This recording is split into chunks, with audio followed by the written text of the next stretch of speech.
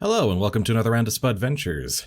This week we are back in the world of Root, of colorful critters doing crimes.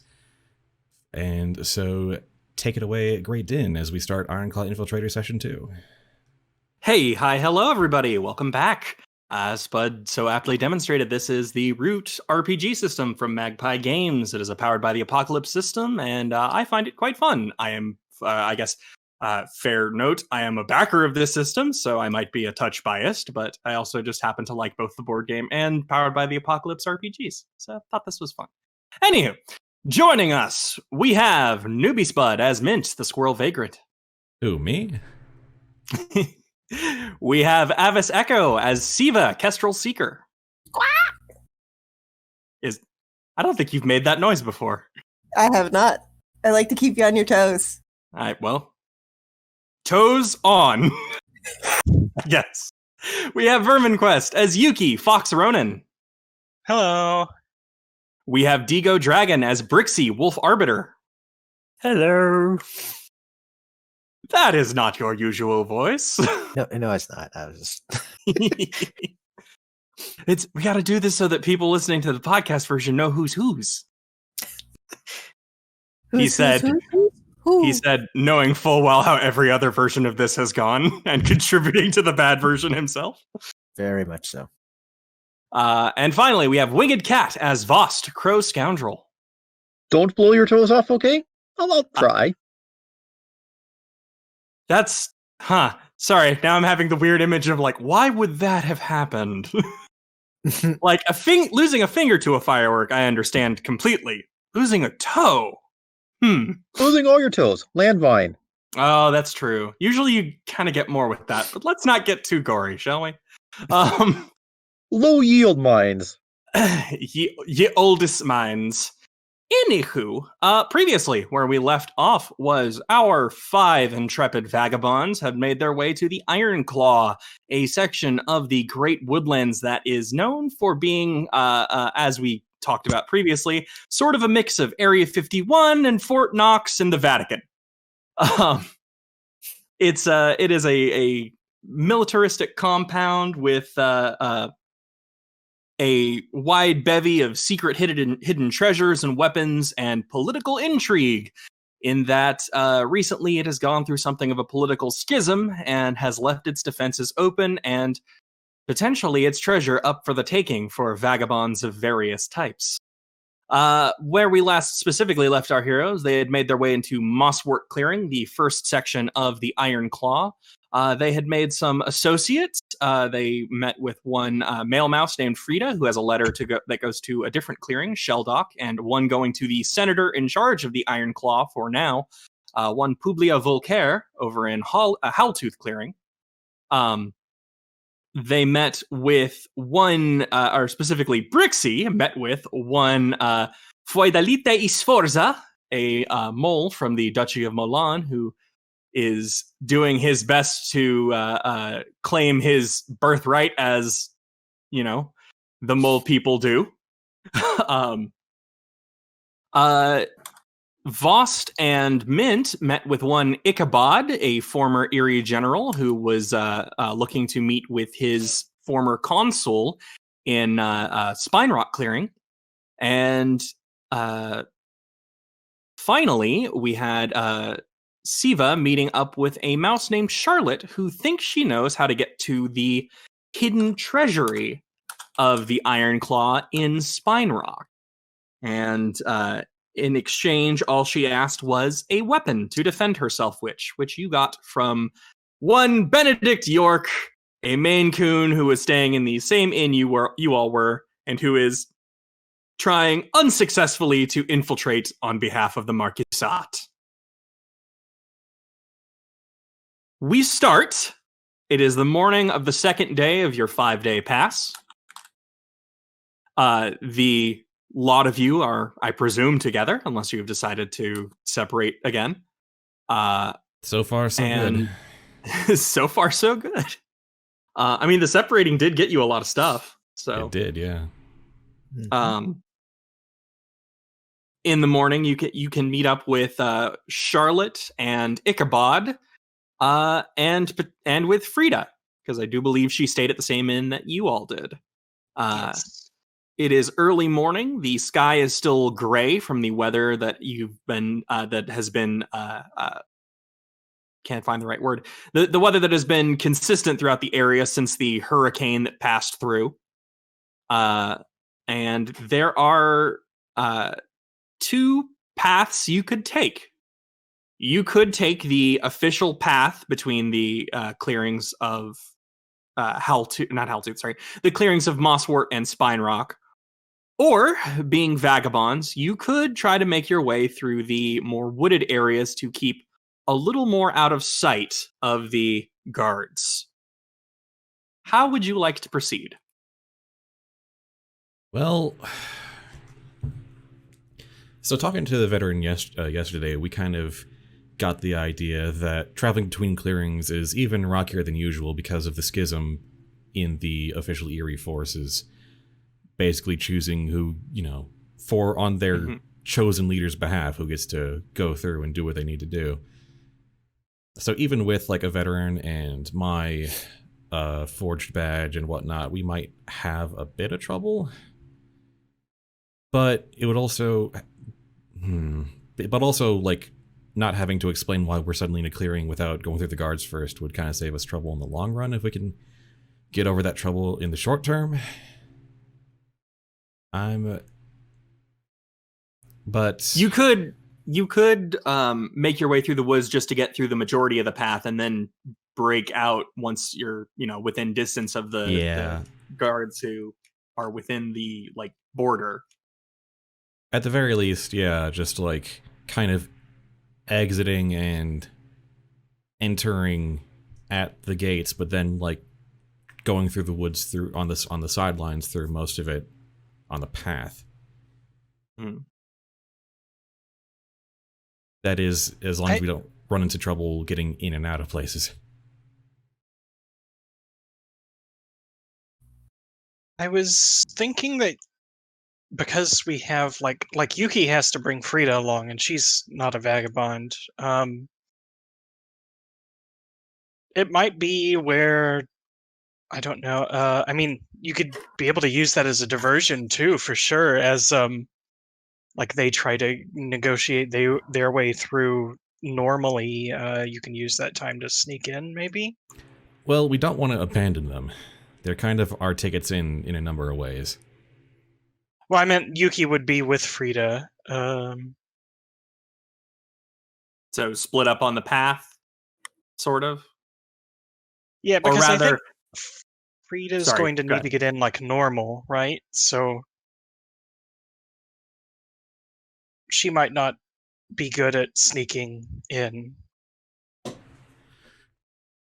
since she's not a vagabond. Yeah, the more people we have to drag through the woods, it'll be a little harder that way.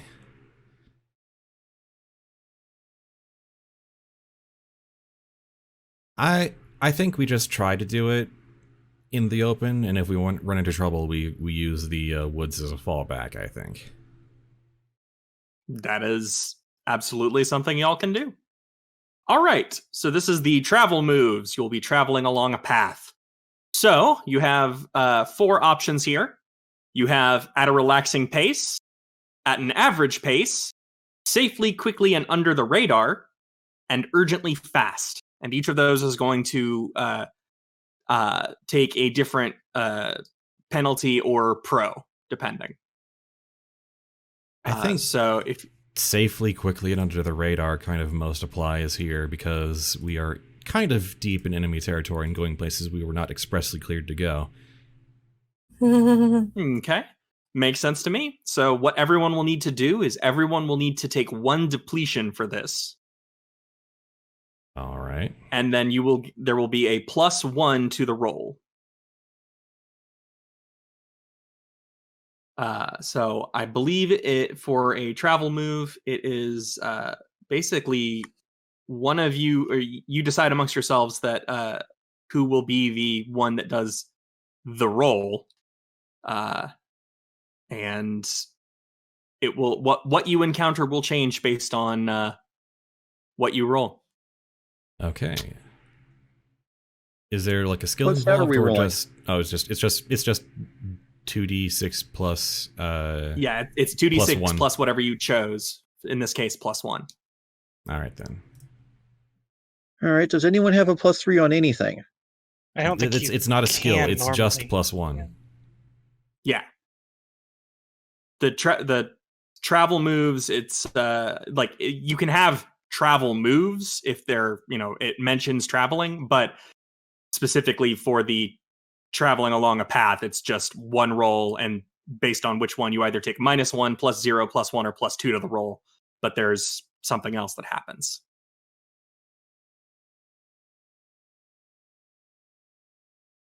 All right. Well, I'll guess I'll go ahead and roll the 2d6 +1.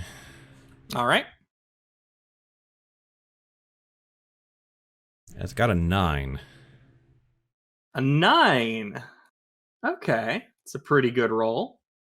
It's not a complete success, so you will encounter something noteworthy along the path. Outstanding. Yes. Specifically, what you will encounter is a wolf that isn't.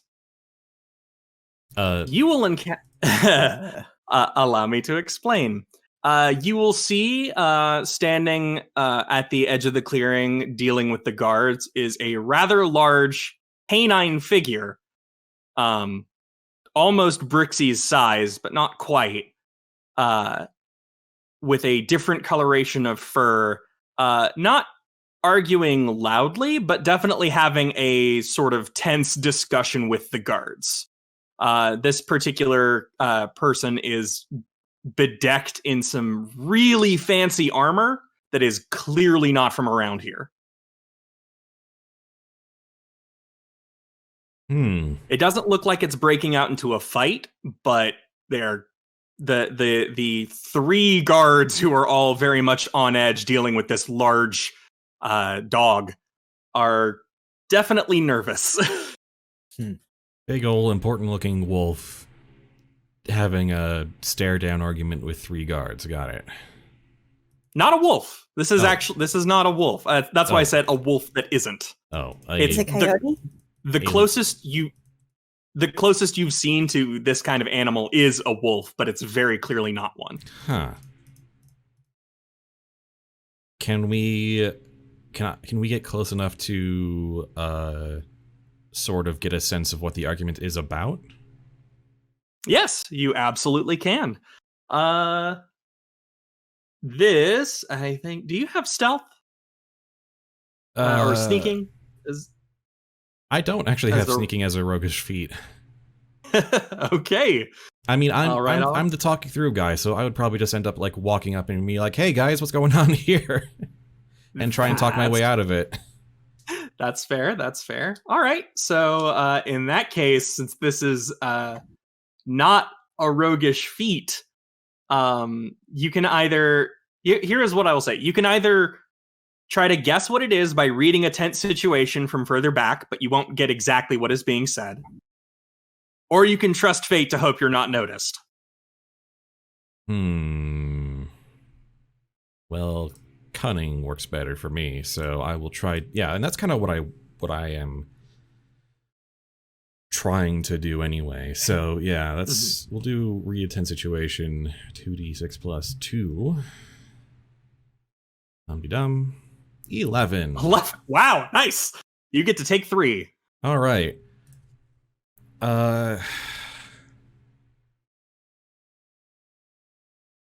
Who or what is the biggest threat in this situation? Is it the guards or is it the... It is very much the wolf that isn't. Gotcha. What is our best way through or around this?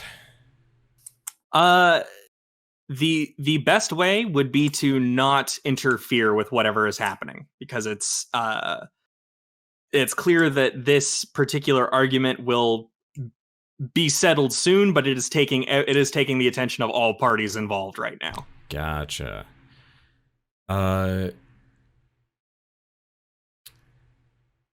Is there what in this situation should we be on the lookout for as we try to navigate around it? What you should be on the lookout for in this situation is based on what you know about canines. It's going to be scent. You are currently downwind, but at some point, once you pass by, there is a chance that your scent will be something that is catchable by this wolf that isn't. So you might need to do something to sort of either like minimize that or, overpower it in a way that it won't matter. If you're worried about the wolf that isn't. This wolf that isn't is a fairly big threat, but I don't know if it's a big threat to us.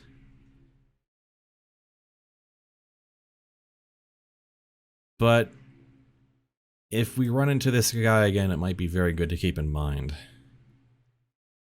And I don't really want to try and convince the whole party and our tag-alongs that they need to, like, rub earth on themselves to max their scent for this.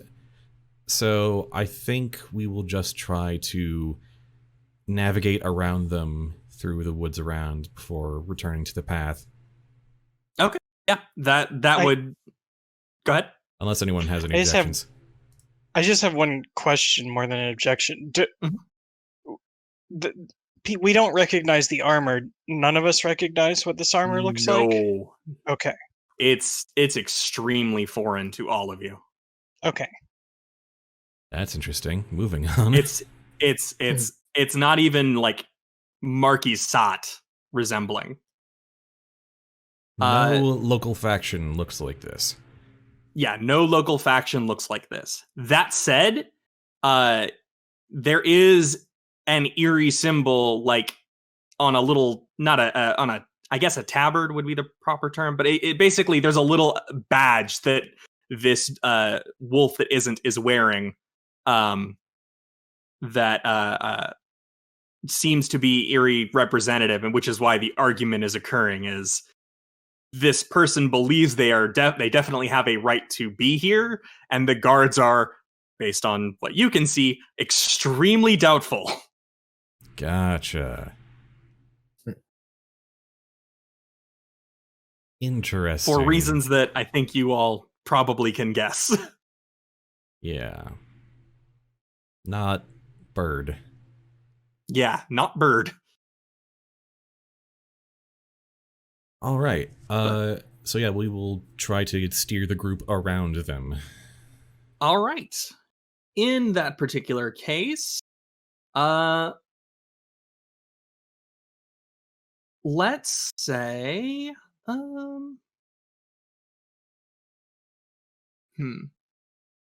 does anyone have sneak, out of curiosity? I do not. Nope.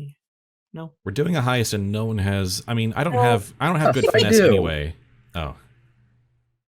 I have good finesse, but I have disable device and pick lock. For no reason at all. My finesse is actually crap. I have +2. I have great charm and great cunning, -1 finesse. I am not an actual thief. I can't remember why I did this. I am a grifter. I talk at people. That perfectly fine. Perfectly fine. I was just curious. Like, if I were to attempt roguish feats, I would actually be better off using the ones I don't have marked than the ones I do have marked. That's kind of a weird foible of this system. Yeah, a little bit. Okay. That's perfectly fine. I was just looking for an opportunity for some people to roll. In this particular case, how about, because you're basically taking a longer way around, everyone can, or collectively, take 3 exhaustion. You can split that up however you want among the group. I'll take one as the exhaustion. I'll take one of them. I'll take the third. Okay, good. Oh. All right. Okay. So yes, you have made it into Spinerock. It is a fairly warm, like it's a warm clearing. The vegetation is not as dense as in Mosswort. It's as demonstrated by the picture I previously sent. It is rocky, and based on the name, you can guess that there is a sort of spine of mountains, is the easiest way to describe it. But sort of centralized with the sort of clearing itself, you can see that the biggest factor is this fairly enormous looking mountain that has clearly been carved or eroded miraculously into the shape of some sort of beast that appears to be curled around the sort of clearing itself. Yeah. Unfortunately for those inside the clearing, it's curved around the village opposite of the central tree from which the military keeps watch on everything, but you can't win everything, I suppose. But aside from that, it seems to be a fairly lively place. There's music happening in the center of the village. It appears there's some sort of party happening. It's not quite as busy as Mosswort. There are fewer buildings around. There are fewer people, but it is still fairly populated, just not quite as busy as Mosswort was. Gotcha. And it's the veterans task we need to do here, right? There is that, and there's also Charlotte says she knows where the horde might be. Oh, and that's in this clearing? That's in this clearing. Oh, okay. Well, I think I'm gonna go with Ichabod to talk to the ex-consul, because I'm sure that'll be a lot of just talking and convincing. Do we want to split up and have some of us look for at least the location of the vault to confirm it? I'm assuming that there will be guards and whatnot in the way.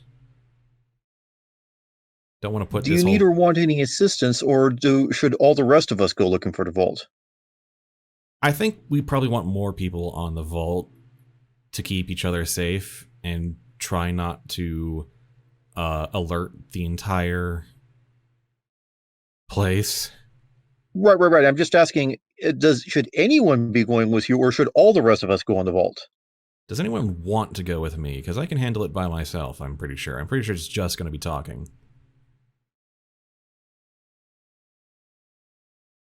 Yeah, I don't think it's necessary. Yeah, it sounds like, yeah, we don't need to split the party that much, and you're probably going to need other tools than talking for finding and securing a route to this vault.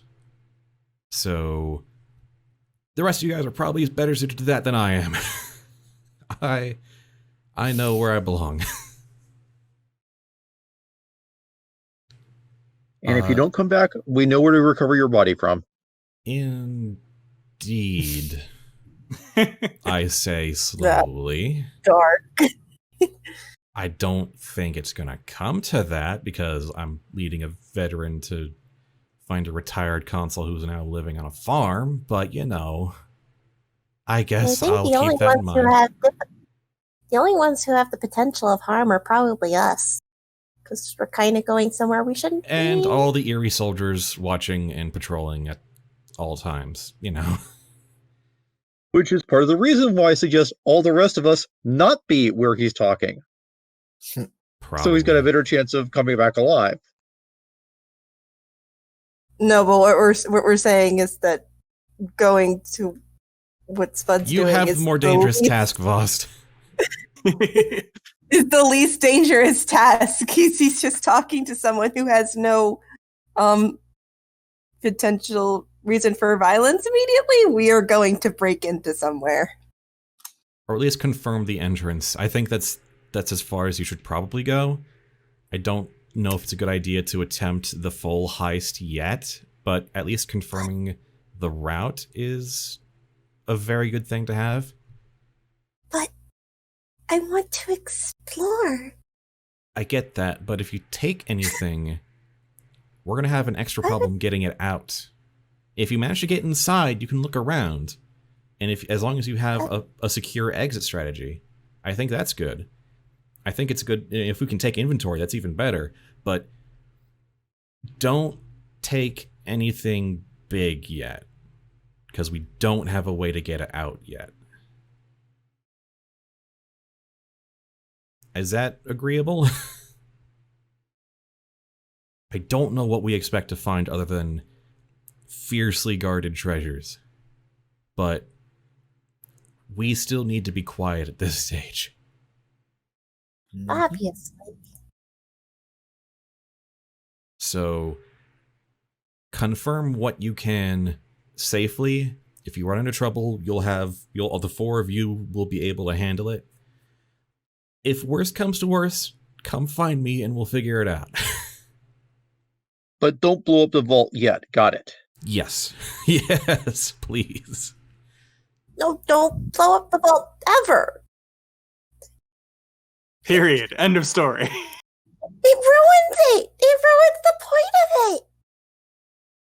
Excellent. All right. Who knows what could be inside of it? And just in general, just the knowledge, even just the stuff that's around it, not even thinking about the I material think Vost thing. was talking about the door. The door could be important too. No, entire vault. Don't blow up the entire vault. Got it. Vost.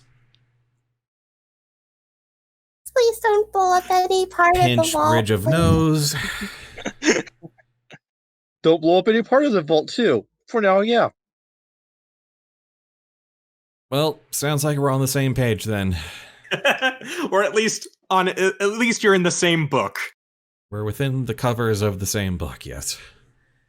If not, then this book is going at someone's head. Does the Sorry, book that have was pictures? really violent. That's a good question. Does your mighty book have pictures in it? Yes. Awesome.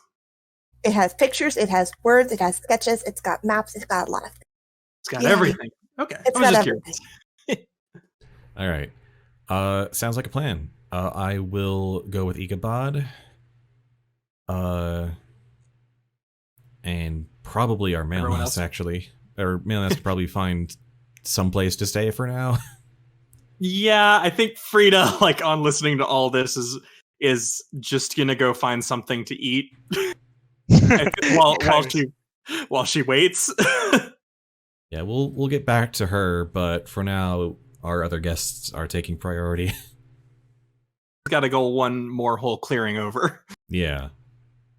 We will get there, though. As long as we don't, like, make the Eerie come down on us. Yeah, we'll see how that goes, I guess. We'll see how that goes. I'm trusting you guys. See ya.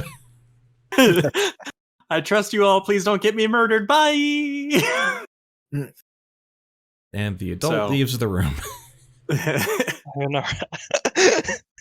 I think they're all adults in their own way, just maybe not in the same way as you're the adult. I can. There's at least 2 adults remaining. Alrighty. Let's start with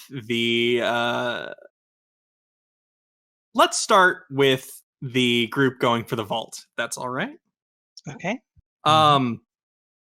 Charlotte is going to, as she sort of walks you around the village, she'll sort of lay out the basics of like, here's where everything is. There's where our local, there's where the local bakery is. There's where our smith is. This is my library, et cetera, et cetera. Just sort of introducing you to the town. But you are all, as she's walking you through, approaching the mouth of that enormous stone beast. And once she feels like the lot of you are, out of sight from the sort of local village or local clearing watch, she pulls you out of sight completely behind the stone and says, "Okay, so the interesting thing about this mountain is that our stories about it have changed over time. As I think I described to you yesterday, Siva, one of the myths was that this was carved by the various the rabbits, the foxes, and the mice after they slew this giant beast. But a few years back, a few decades back, there were rumors that this was not a slain beast but a sleeping one. And using the wisdom I have picked up from various people who have stayed here over time, I've learned that at one point, this mountain used to rumble and roar, and steam could sometimes be seen from this end. And I believe that this is where the entrance is. The entire time, Siva has been like vibrating with excitement, even though she's already heard this. I think that what the townspeople were hearing wasn't necessarily the roar of some mighty beast, but the rumblings of some secret door opening and descent happening from within this mountain. I think the treasure is somewhere down here, but I'm just not certain which section of the head is the correct one. And you can look at it, as you sort of look at the stone, you can see that there is a significant amount of just general erosion. A lot of whatever detail might have been on here has been lost completely to time, and the rock is really smooth all the way around. So it's difficult to see an exact location that could just be a door of some kind. Igneous rock. Are we looking at a former volcano? No, it is definitely not a former volcano. It's a dragon. It's not quite sandstone. It's definitely like more mountainous. It's not an igneous rock. It's more there's igneous, metamorphic, and Sedimentary? Sedimentary. Yeah, this is more metamorphic rock. So definitely like grew because two tectonic plates smashed together several million years ago. So you do not have to worry about, suddenly running into lava. But Worried about, but all right. I mean, it's also not going to explode on you if that's another issue you were worried about. Well, no, I was thinking if we need a diversion, but okay, we're not getting that diversion. Holy hell, winged cat. I'm not gonna let you Pompeii a village, man. No! Wouldn't Pompeii the village, but yeah. Oh yeah, no, just am the master mountain. of the Yes, we can only Pompeii a little bit. We have absolute control over that with explosives. I won't let you do that at all, because this is a dragon. Let it sleep. It will wake up on its own. Beyond that. So, how would you like to hubris proceed? is incredible. How would you like to proceed, y'all? See, Slowly and quietly. I mean, you're looking for a door of some kind or some kind of entrance. Start tapping if we are out of sight of public. Listen for any place that looks hollow or sounds hollow. Okay. Do you feel that is a particular move? Because I like the closest I can think is not quite wreck something, but like trust fate or perhaps read a tense situation, since there's the element of in, out, through. Cat? Going through the moves and trying to see what would be or what would be applicable. It's definitely not wreck something, much as Vost is tempting on that. I mean, I'm sure if you break enough of the mountain's face, you'll find the entrance. I just don't know if that's... that's not called for yet. Read a tense situation, I think. Okay. Because if nothing else, he is kind of reading the mountain's tension. Mm-hmm. And, you know, searching for a hidden door is kind of a cunning feat anyway. Yeah. Right. Actually, with this, it may be trust fate, given how the arsonist works. Mm-hmm. All of my So stuff go is ahead to like- roll with luck. Yeah, you're good to roll with trust fate. I feel like most of my stuff is like after I've gone into the ruin. Like, Oh. I don't know if I'm reading this right at all. All right. With a 9, it will cost you something. And I think what it's going to... I think what it's going to cost you is time. Yeah, I think- because he, despite his proclamations, he is actually taking this slow and careful. Mm-hmm. This is going to cost you a fair amount of time just to, like, because the rock is still thick regardless of whatever may or may not be behind it. Right. So it's going to cost enough time for the others to do something while he's doing this. Precisely. Right. Take it away. All right. Does anyone else have anything they'd like to try? Would I be able to read a tense situation to kind of just like look for like signs of entry or Yeah. exit? I think I want to try. Okay. So it's cunning. Mm-hmm.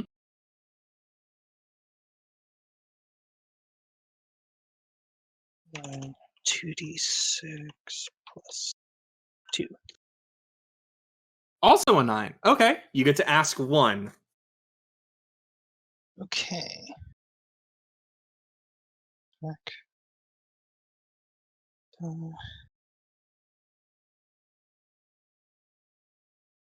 I guess because I'm looking for the entrance and exit anyways, what's my best way in, out, and through?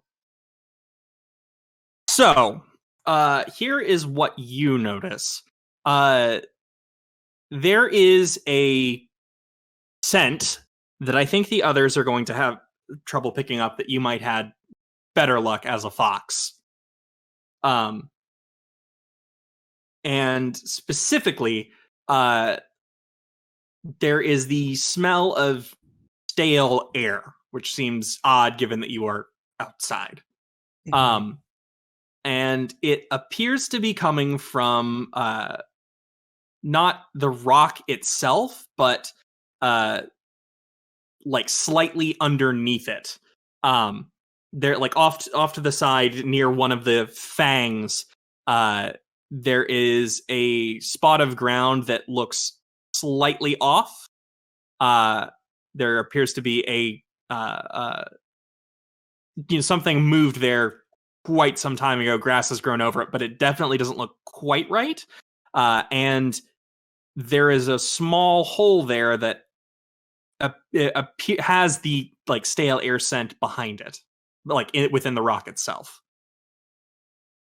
So it seems to you've pinpointed what might be the location of the door, and can be confirmed with Vost's roll. Okay. Yeah, I will sort of point that out with Vost, that something is strange about this area here. It I can find my smells- search to that area. yeah, After it smells go ahead. still.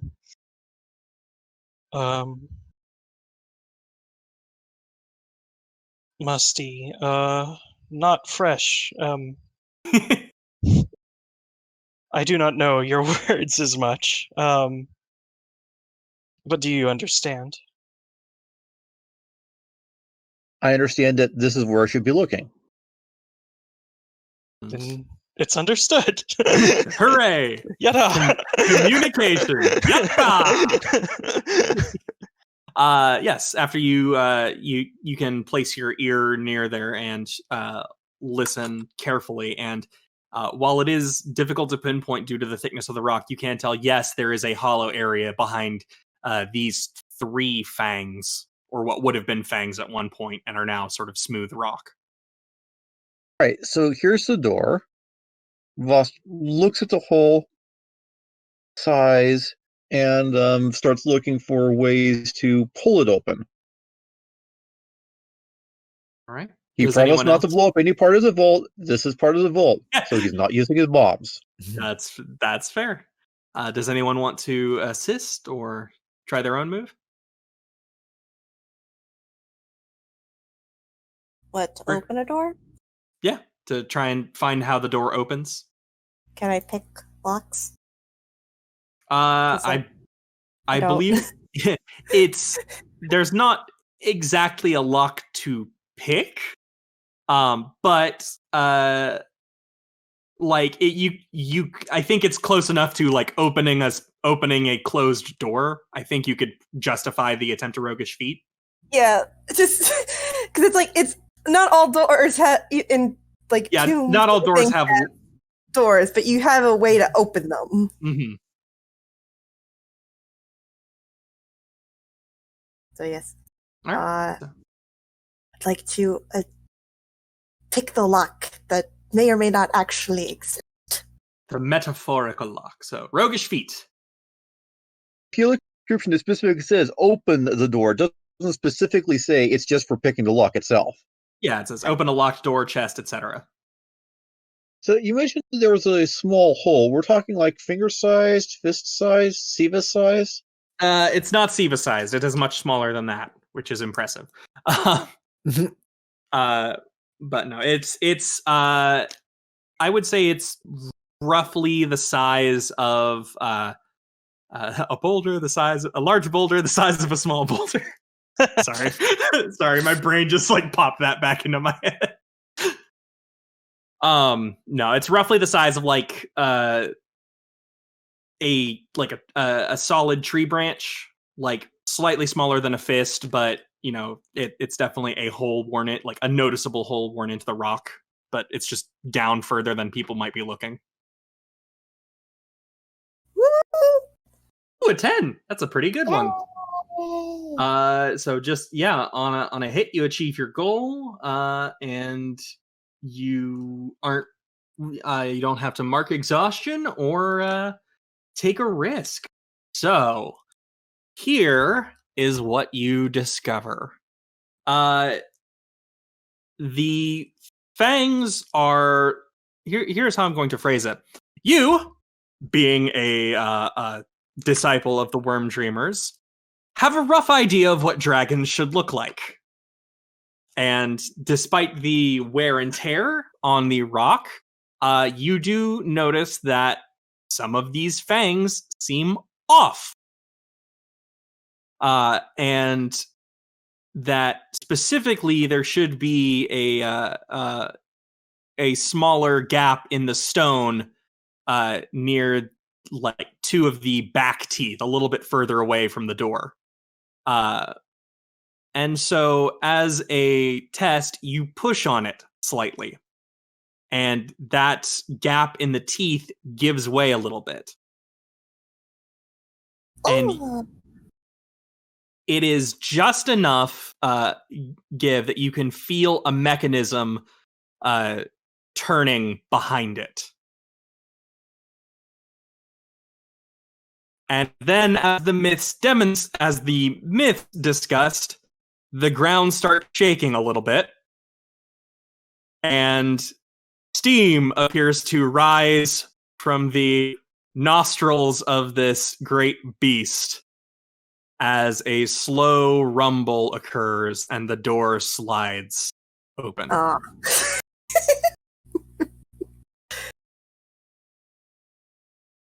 That happy sparkle and breathing in and then just like, oh. So, unfortunately, not a live dragon. It is a mechanical invention. And because of the 10, because there's no punishment in this particular situation. Everyone else, like that, just despite all of that, it was not noticed by the town.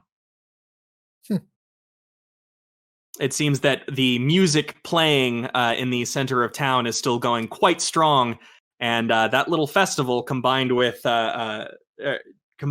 your perfect timing resulted in no one noticing. At least no one in the town proper. Or that matters in this current moment. So you have discovered the entrance to the vault. Shall we switch over to Mint real fast? Sure. Yep. Before we get into trouble. All right. Because I Suspense did say I this. resent Meanwhile, Because I did say this would take a little bit of time. indeed. So, Mint, Ichabod leads you over to one of the further ends of town, towards the tail of this great beast, where you see a humble little cabbage farm. And working the fields is a fairly imposing but aged bald eagle woman. And on the edge of the fields, there are several what used to be scarecrows that have been converted into training dummies. And all of them are being either attacked with swords or pelted by arrows from a small little set of guards who look very into their work, shall we say. And every now and again, the eagle will look up from her task of dealing with her fields to offer encouragement or to berate the technique of various soldiers. Interesting. Can I roll to meet someone important? Yeah, I was waiting for this roll. And with my forged eerie insignia giving me a +1 reputation. Mm-hmm. So I'll roll 2d6 plus 1. It's a 6. Ooh. I miss. I only know the basics about them, and they've heard stories about me and the things I've done, true or false. So there'll be a major complication there. All right. So here is how I'm going to phrase it. You know the basics about ex-consul Aquilia Dentatus. Consul Aquilia was probably how she was most often referred to.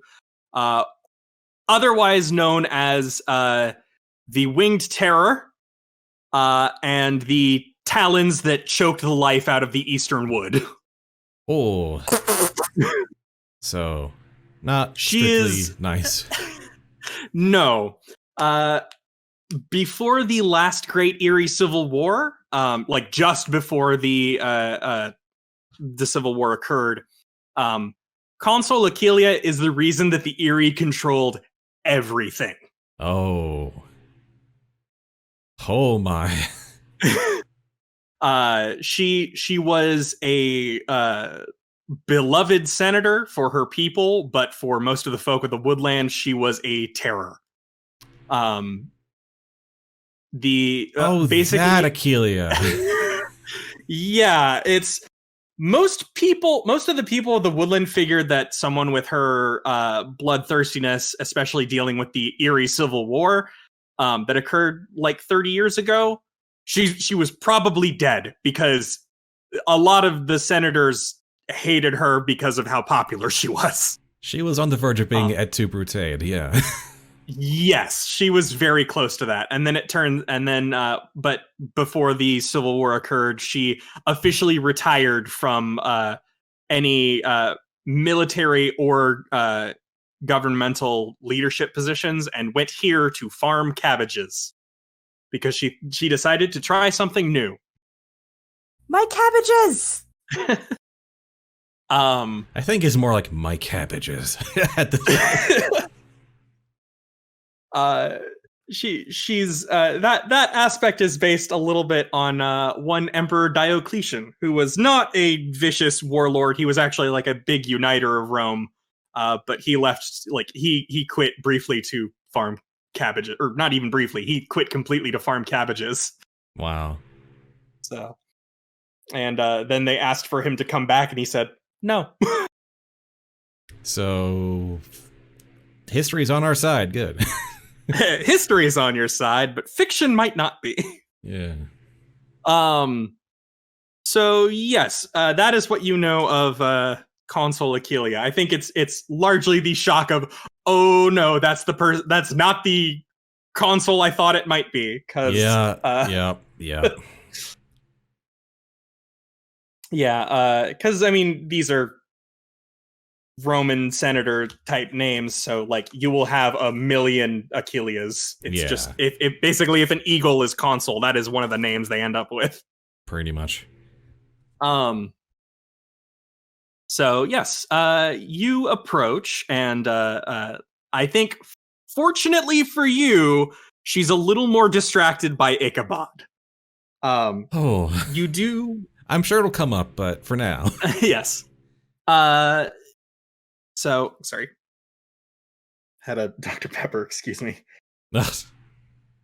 Apologies. So anyways, the two of you approach, and Achillea makes a gesture, and her students stop their rampant slaughter of these poor scarecrows, which I'm just now realizing might have a different meaning in a world populated by anthropomorphic birds. Scarecrows for the eerie. Yeah. I don't want to. Yeah, I mean there are still like pests and whatnot, but also might be a might tie in with how they dealt with the Corvid conspiracy originally. Oh. But anyways, the students all stop, save one particularly enthusiastic rabbit who another student has to like stop him. And Achillea turns to the two of you and goes, Ichabod, it's been a long time, my friend. What are you doing in my neck of the woods?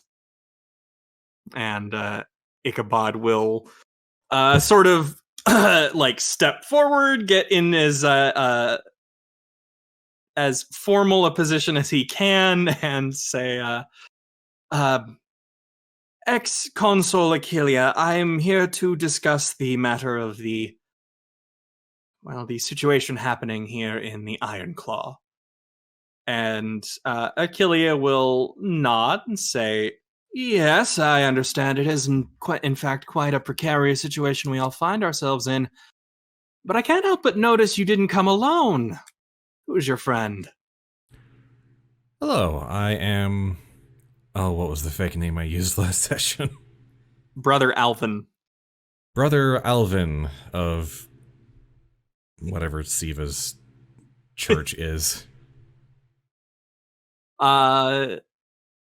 She pauses at that, and then looks at the emblem you have displayed to sort of,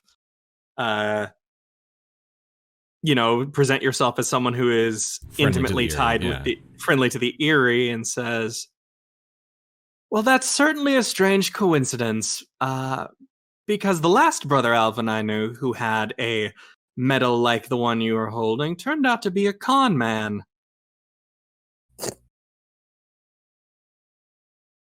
Is that so? It is. It's interesting. The few times I've left here, I've always encountered some strange folks. The wood is often full of them, and yes, it's.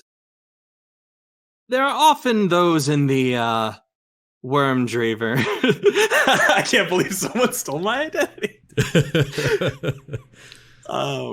There are often those in the woods who take advantage of the kindness of the Wormdreamers, or shall I say, the naivete of them. Hmm. And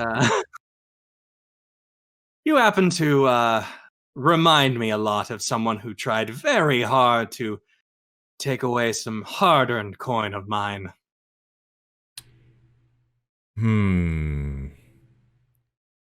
That's probably true. I can't believe that people use the name of my church to do dastardly things. This was before we met. It was a different branch.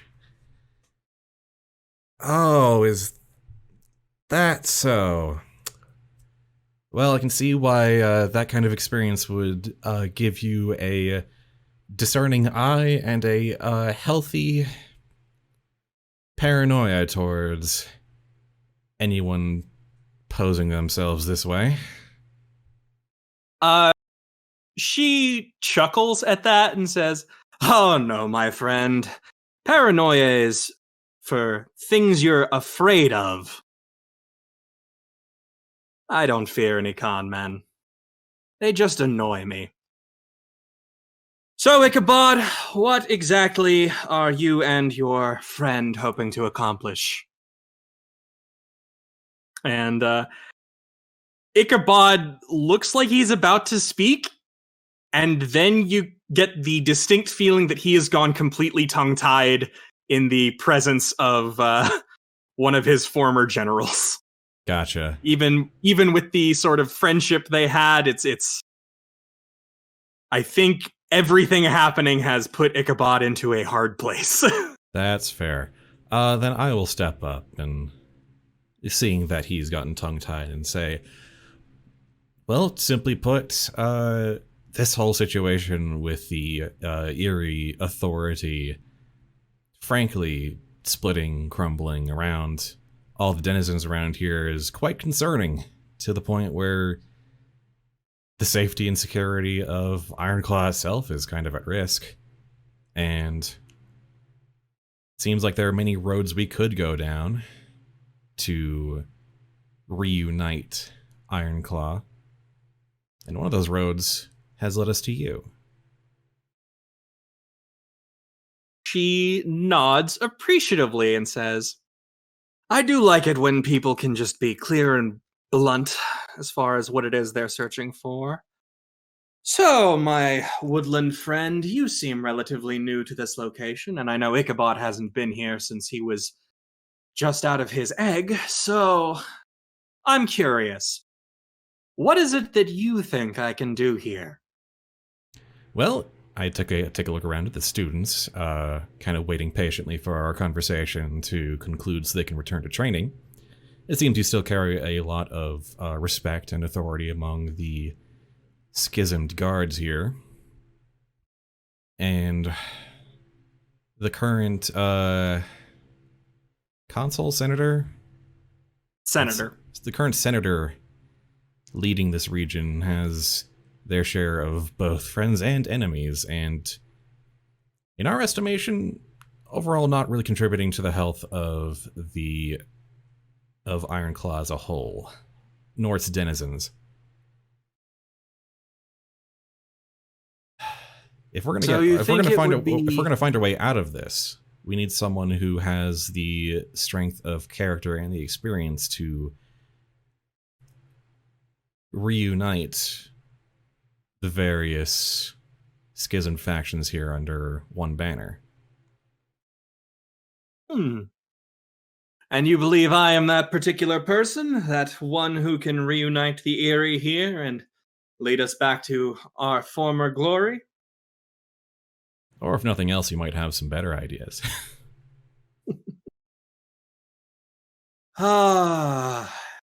It is entertaining when people stumble into situations they know nothing about and try to interfere.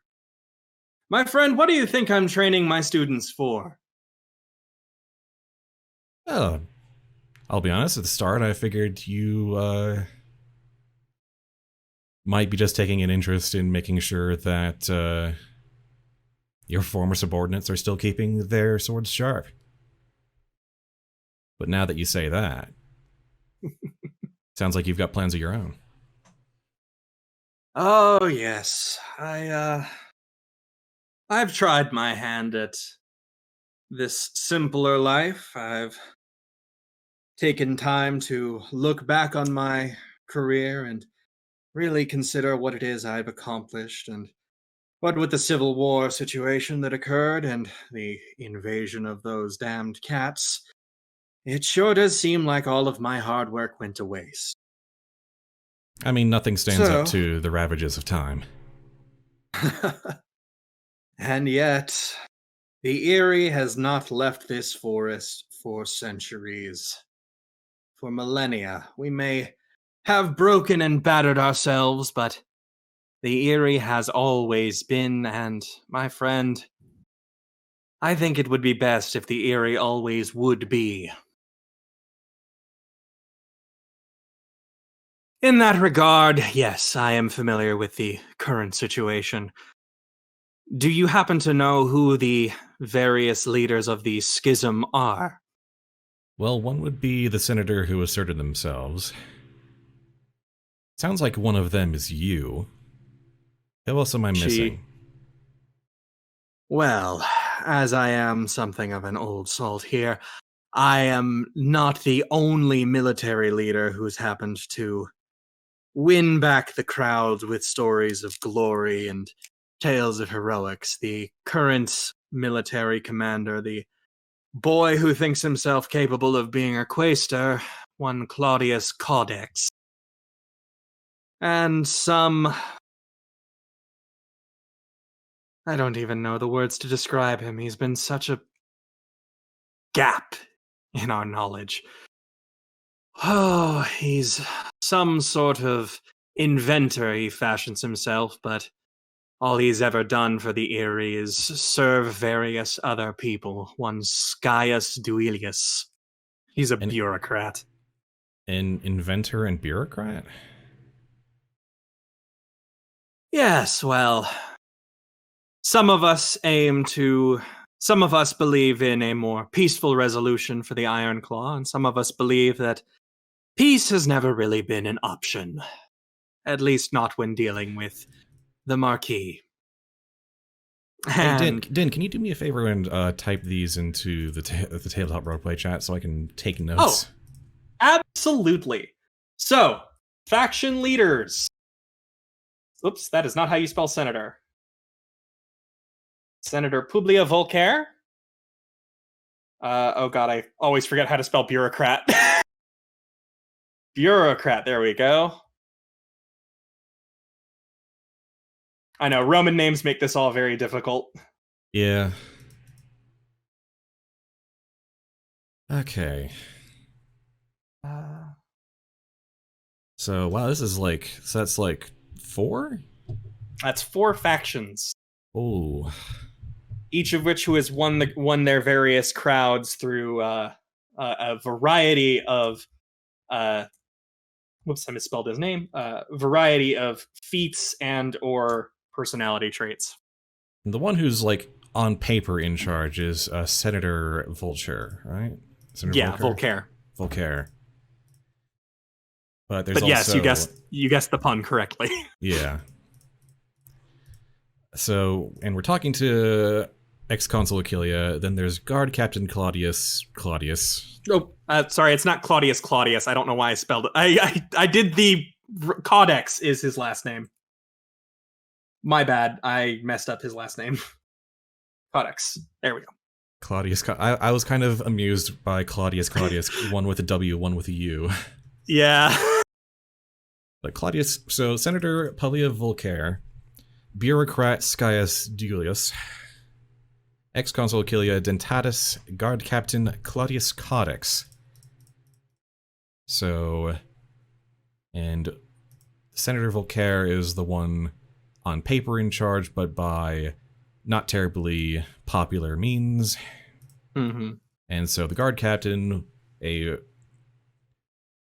particularly busy bureaucrat. Mm-hmm. So, okay, I'm curious about this bureaucrat. How have they won over guards? That doesn't sound like two groups of people that usually, like, get along.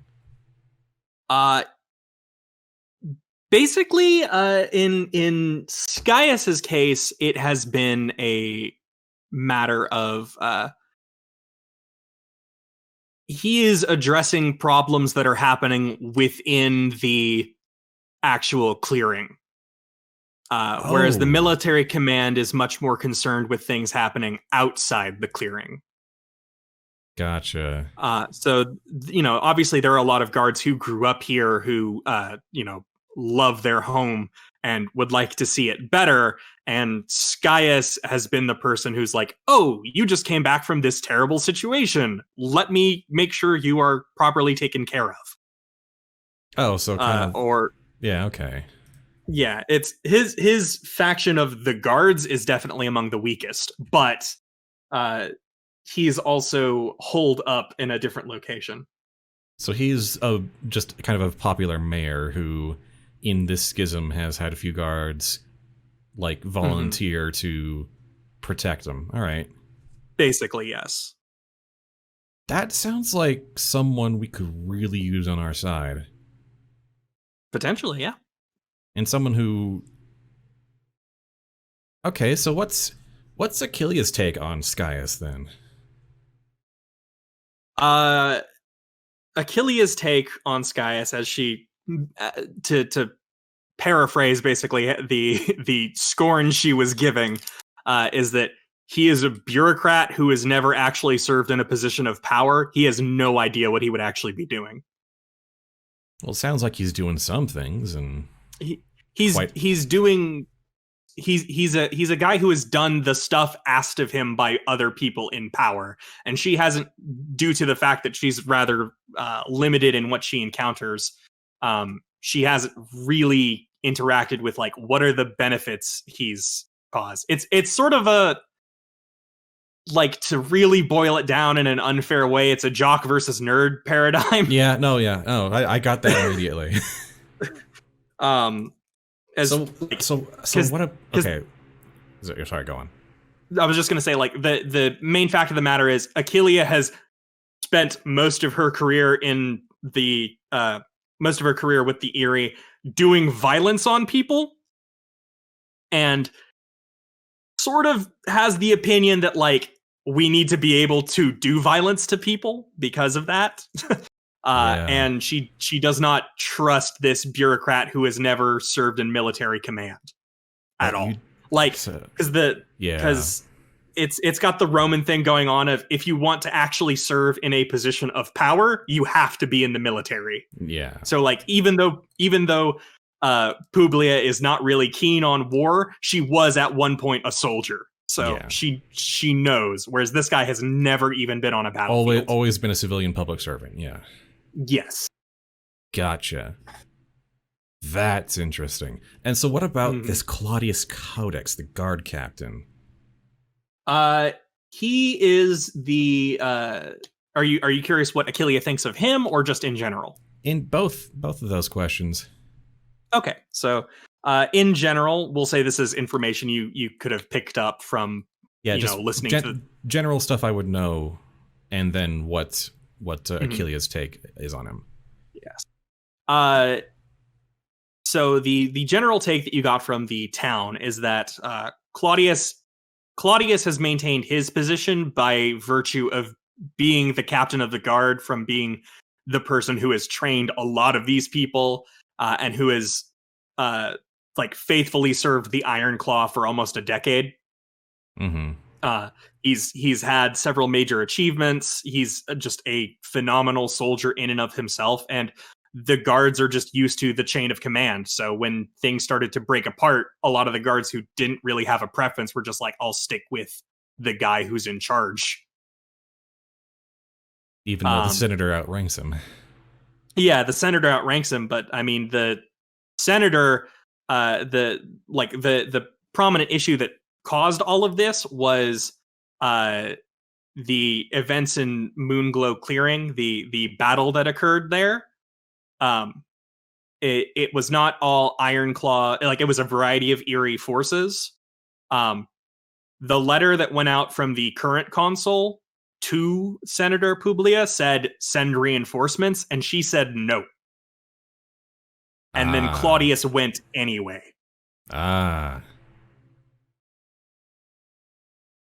So severe difference in severe disagreement in command, and here we are. Yeah. Publia was much more interested in keeping the Ironclaw like isolated and safe, and Claudius was much more along the lines of, we got tasked by the consul, we do what the consul says, and also military victory. We can handle some dumb cats. Yeah. And then it turned out they couldn't. As far as Achelia is concerned... Yeah, what does Achelia think? Achelia's opinion of Claudius is, as stated, he's a kid. He has only served a decade.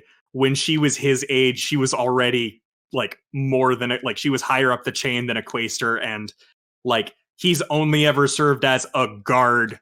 Basically, he's never actually been in like massive forest sweeping conquest. So she thinks he's full of himself and probably going to overexert. I mean, he's already done that. He got hungry for a real fight and took his guards. Exactly. So yeah, no, but and yet, like, people still love him even though he suffered a loss. The thing about it is, like, there are a bunch of soldiers who think like him of like, I would like to not be a glorified security guard. I would like to do my duty, and you don't get up the political chain by serving as a security guard. Nationalistic McCheesemo. It's you know how the Romans worked. Yep. Oh yeah. Oh yeah. Oh, that's like I said. It's so yeah. They as a fun fact for the audience, I based these 4 off of the 4 potential leaders in an actual game of Root. If you're playing the Eerie. Oh. Specifically, they are the commander, the charismatic, the despot, and the builder.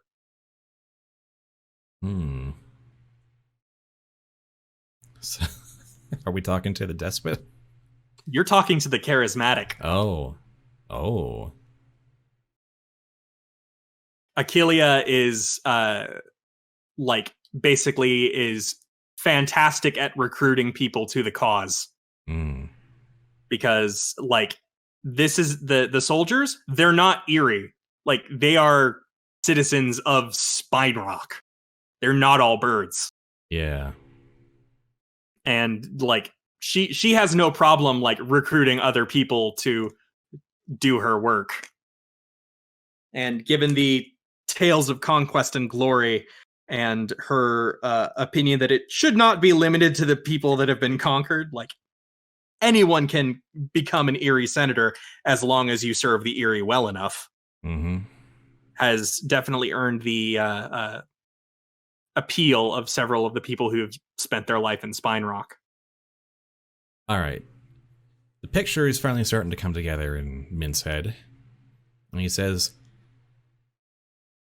to be perfectly blunt, my priority here is making sure that the denizens don't get eaten up by all of this internal conflict. So seeing it ended, and in a way that improves the lot of the people who are under the Eerie's wing here, let's say, is the outcome I would like to see the most. To that end, and I'm sure Achelia is listening. And I'm sure that some of the others are thinking this too. The first one to make a majority alliance to overthrow the others wins. So I think if you and Sky has joined forces,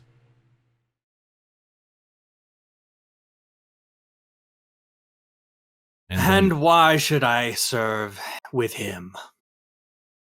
Because you can play the politics that keeps Ironclaw as a whole safe and a fearsome presence, and Skyus can handle the internal affairs of Ironclaw itself and make sure that problems are being solved and the citizens are kept safe and prosperous, and therefore happy, and therefore better, more happy to assist and serve the Eyrie.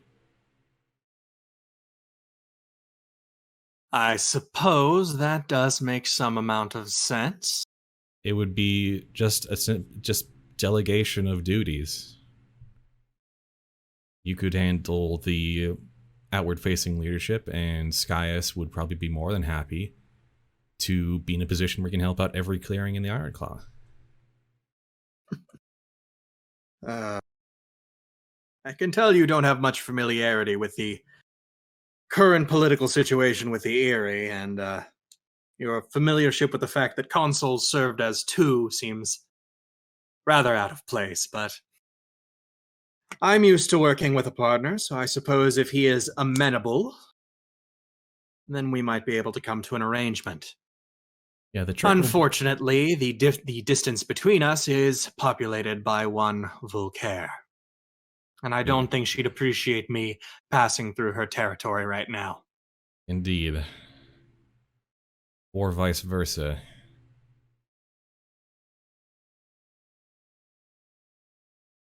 So I tell you what, you don't seem to have any sort of notable affiliation with any of us. We have Perhaps just you could arrived. send a message for me. I could, yes.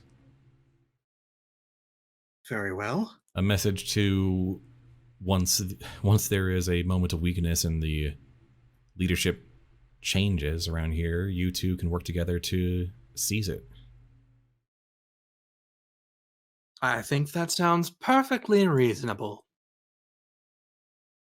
After all, she points out to her cabbage fields and says, I'm clearly doing shit with all this. Her cabbage field, as you finally notice, it's not looking good. She appears to be very bad at growing cabbages. My cabbages. All right, then. Well, we do have to pass through Vulcaire's territory and potentially deliver another letter to him, but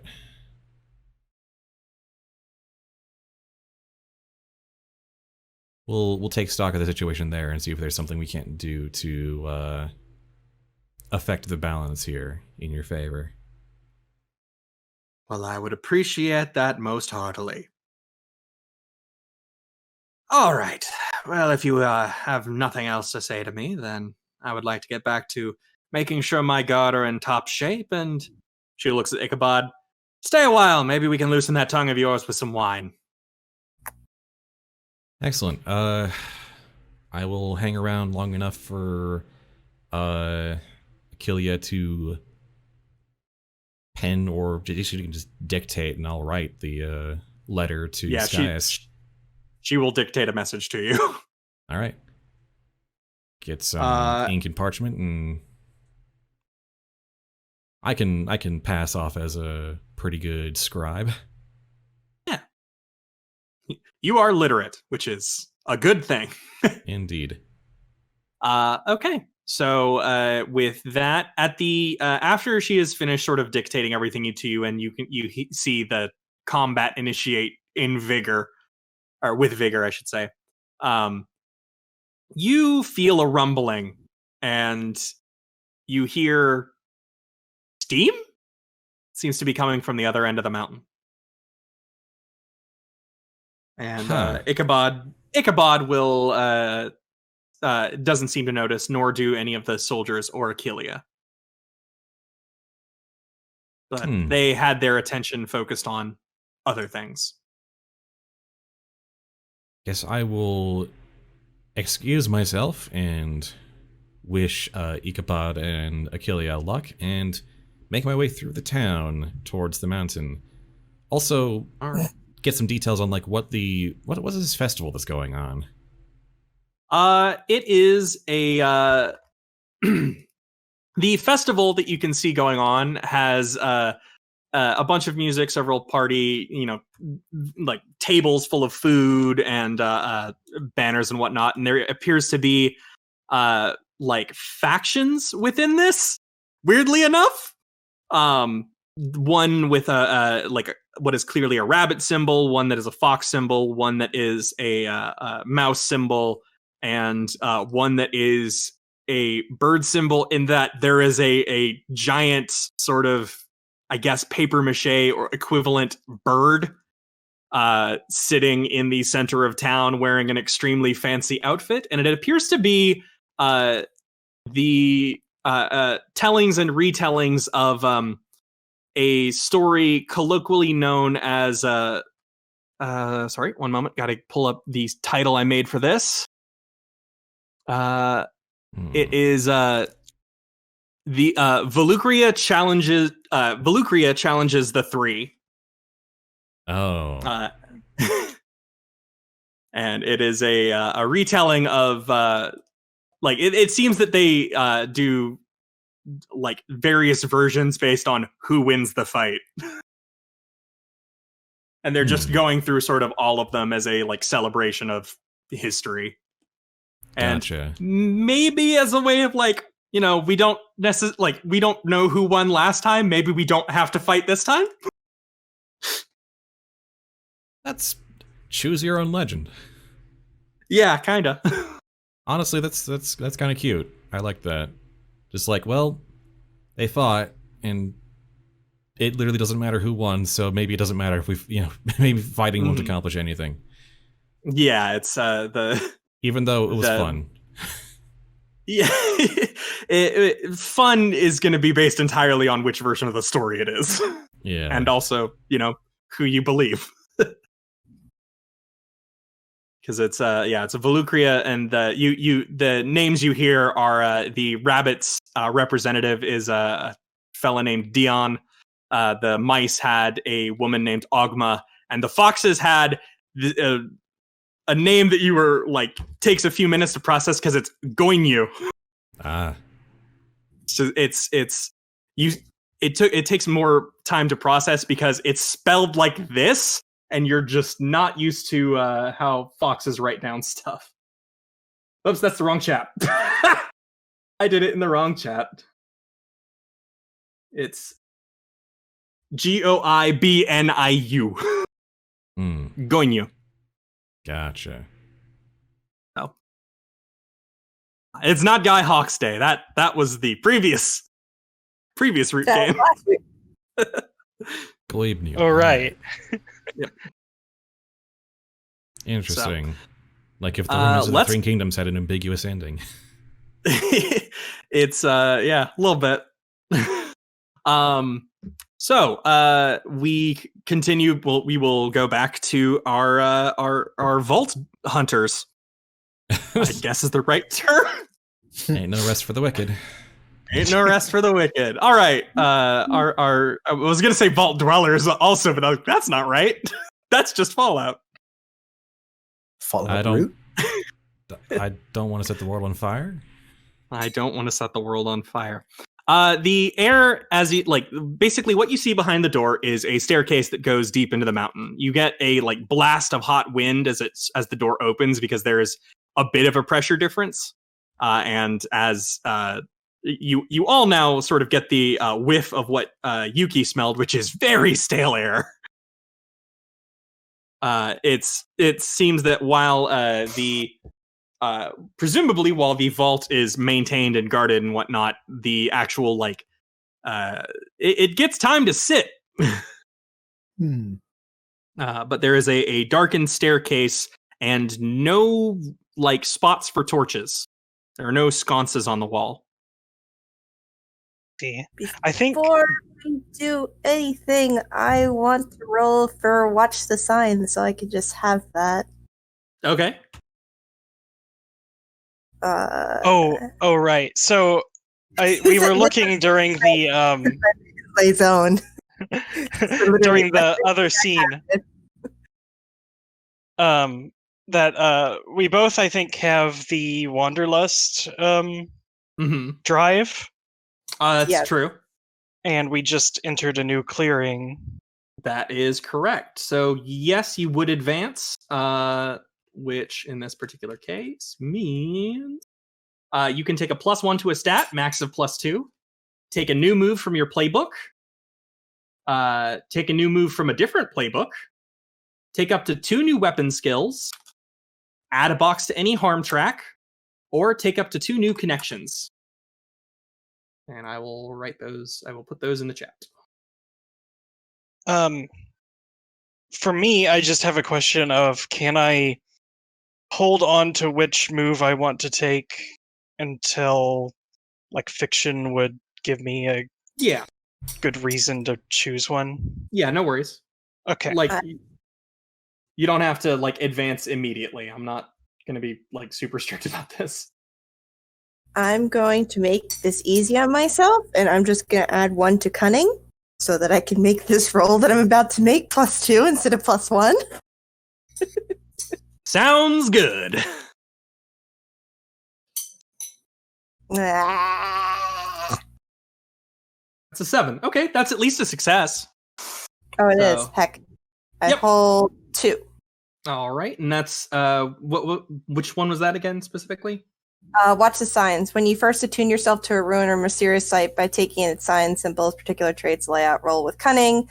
While within the ruin or mysterious site, you can spend your hold for 2, and then it lists a couple of disarm a trap or overcome a natural hazard without cost. Name a character within reach about to suffer harm. You suffer it instead. Name a character in the ruin. You cross the distance to them immediately, or take cover in the room. Ignore all harm from a single attack or catastrophe. All right. I think that first one that doesn't have a dot is also so the identify the quickest path to the closest valuable treasure or knowledge. You are correct. There is a formatting error there, which I think I might just do now. Immediately. Yes, because that could be used like immediately now. Okay.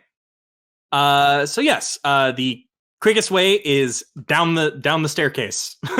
Like I know that's a bit obvious, but I mean it is first and foremost a staircase leading down into the actual ruins. But once you are down there, you can see that what is underneath this mountain is what appears to be a mole city, or what was at one point a mole city. And the buildings themselves appear to be what is used as storage. And you can see that there are a variety of former lodgings that are billing out with gold and jewels. My first thought was, are we going to steal from your mole friend? Is that what's going on right now? This one has not been used in some time. That said, as you sort of look around, you can see there are a few guards stationed at vantage points on the roofs of these various buildings. They appear to be quite bored.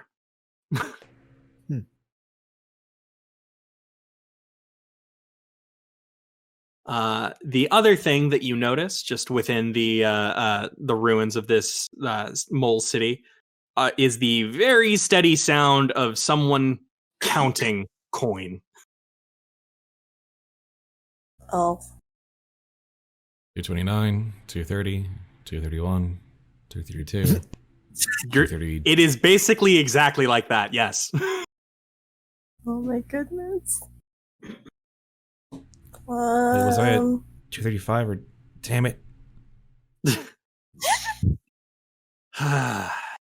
All right. And this pile was roughly 239,000.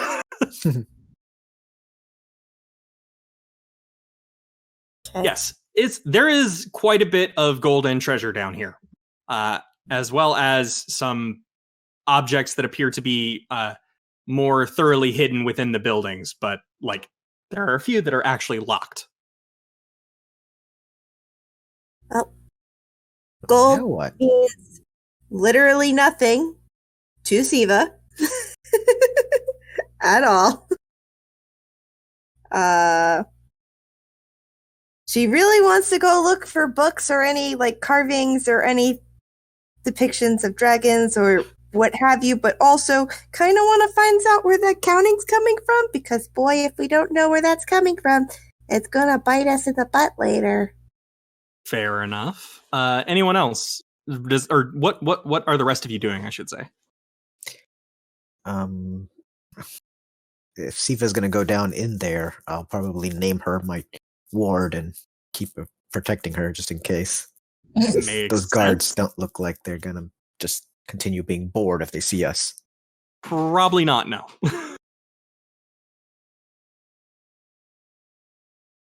Vost is going to be hiding in the shadows and tailing along from a distance in case they get into trouble. What am I saying, in case? Okay, then.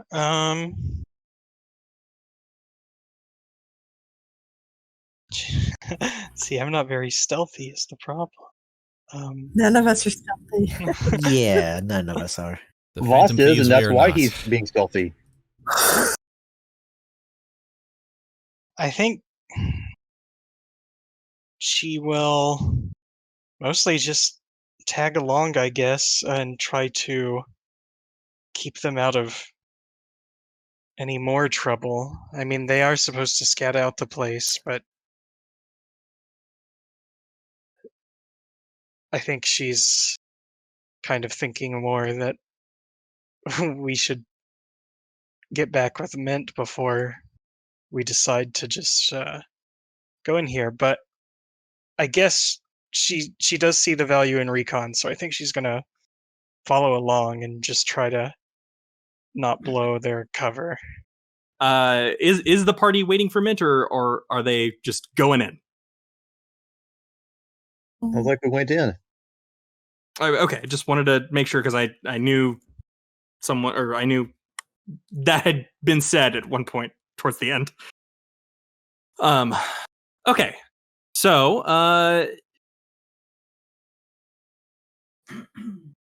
sorry, brain trying to restart now. Okay. So the four of you are entering. Vost is hiding in the shadows. Siva is looking for the source of the counting while also trying to stay out of the guard's sight. Brixie is trying to protect Siva, and Yuki is towards the back of the group, correct? Yes. All right. Sort of, hoping to be able to guide Mint in when he finally arrives. Okay. I'm gonna need stealth rolls. I mean, I think those of you, I think Vost and Yuki, you don't need to worry about it since you're more towards the back.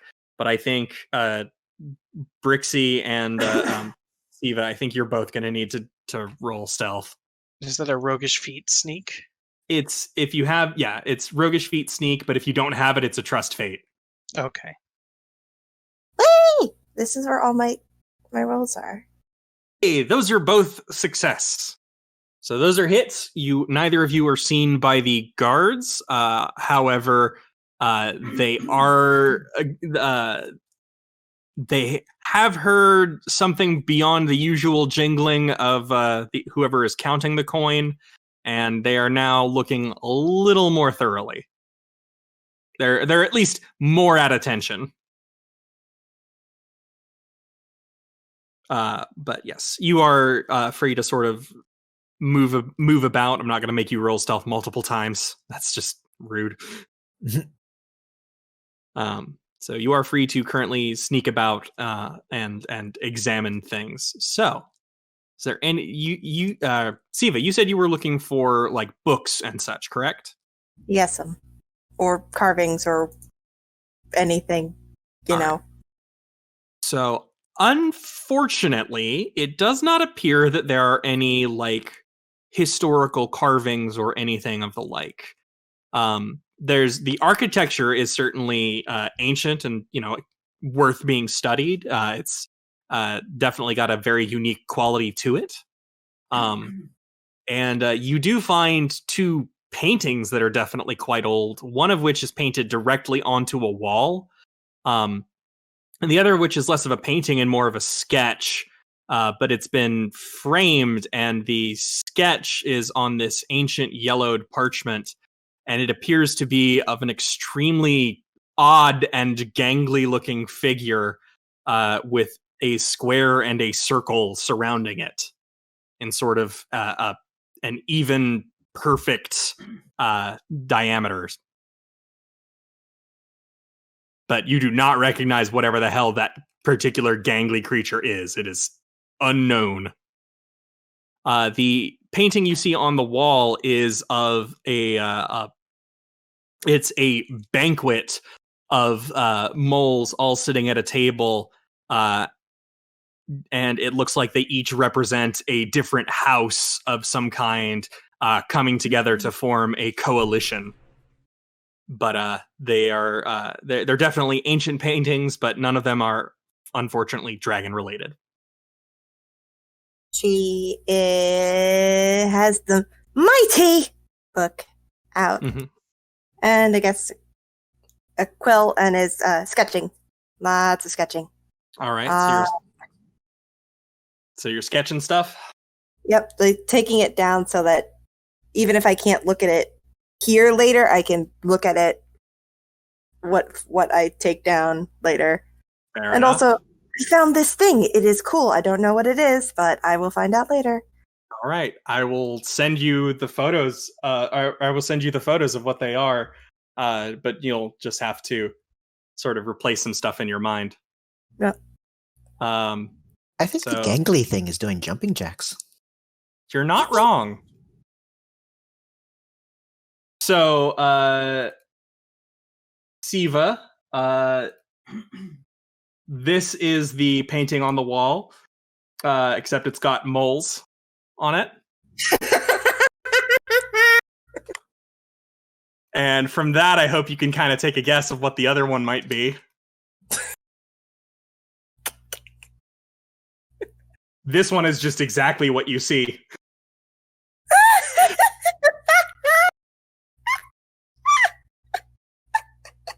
And you are free to share those as you wish. Would you like to share with the rest of the class? It's the Last Supper and the Da Vinci Man pictures. It's the Last Supper, except this is a mole-ish painting called The First Supper. And the other one is just the Vitruvian Man.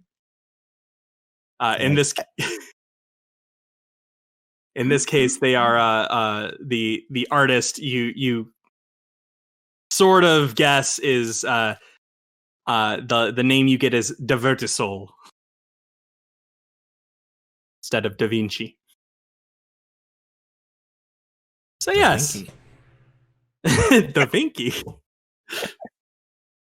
So yes, there are some Da Vinci style paintings down in this vault.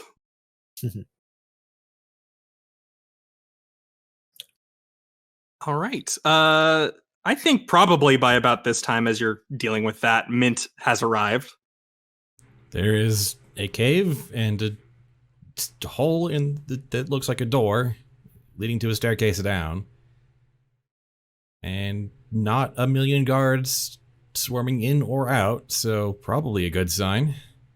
Probably. Carefully make my way down to the base of the staircase. Alrighty. And get increasingly worried as I notice that there's this big ol' underground city that I can only assume my group is already inside. And You're not totally wrong. I wait at the entrance / base of the staircase for a bit. Just kind of observing and waiting. All right. Yuki, Vost, you were at the tail end of the group, so you'd be the first to encounter Mint. Oh, I see that. Yeah. They didn't quite go in. They were waiting behind. She'll look over at Mint and like, how hard would it be to whisper to Siva, like, Would that encounter another sneak? To Siva.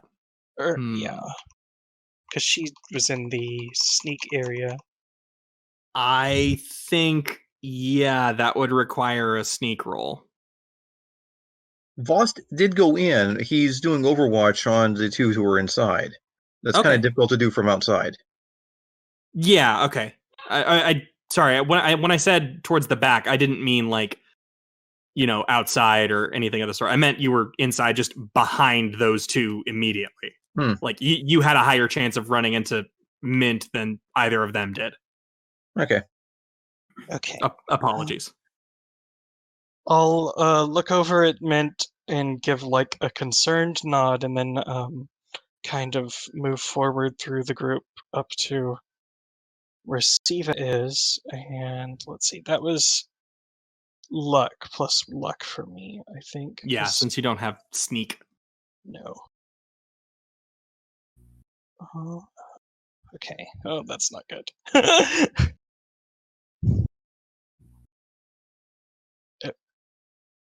I'm not seeing a roll? Yeah, I was starting to type in the wrong chat. Oh, okay. Oh no. That's a 5. Does anyone want to help? You can. How much do they need though? They can only add 1, right? So what? A 7 is a 7 the?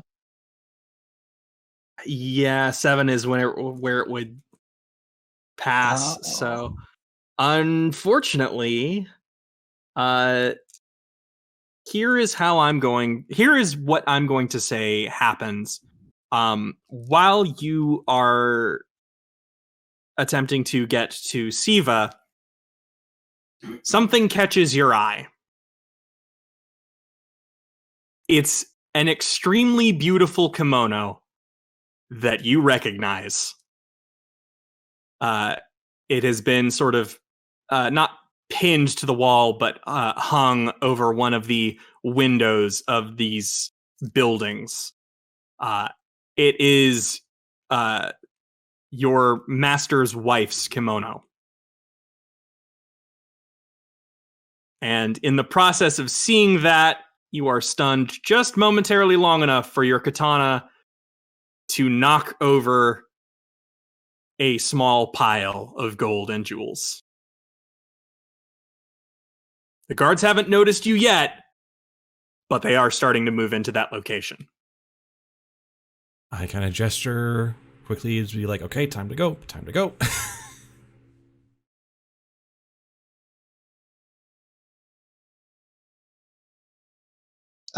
Yeah, okay. So I think at this point she's still kind of stunned, so everyone else should do what they're doing first. All right, Siva, Brixie, Vost. Uh-oh. As long as I've finished my sketch. I think you've probably gotten enough in there. Then okay, we promise not to like do it. We promised not to like make a fuss, so yeah. Do we leave? Yeah, we leave. Okay. So maybe on the way back, running up, just kind of grab Yuki and just carry her back out. She's still stunned. There's I think there's a move. Yeah. It's like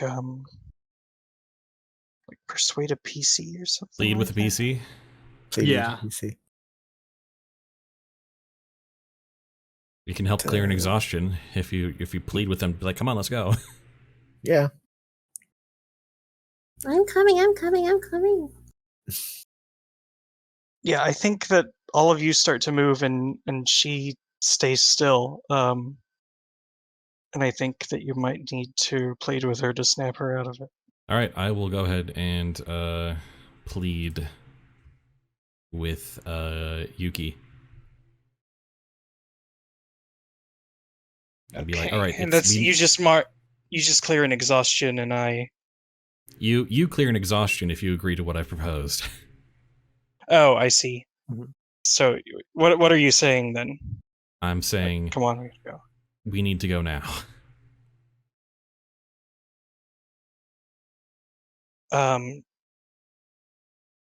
She'll kind of look back and then look over at the window again.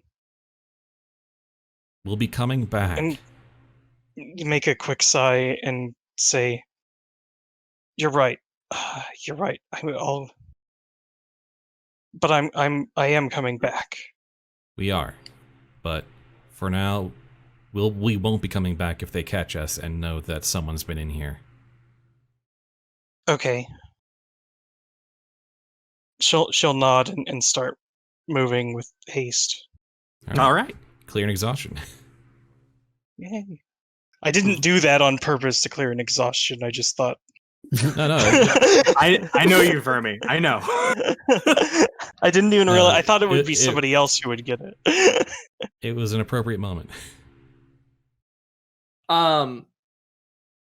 So those of you escaping, are you going to attempt to grab anything on the way out? No, I hear them counting coins. I suggest not. Yeah.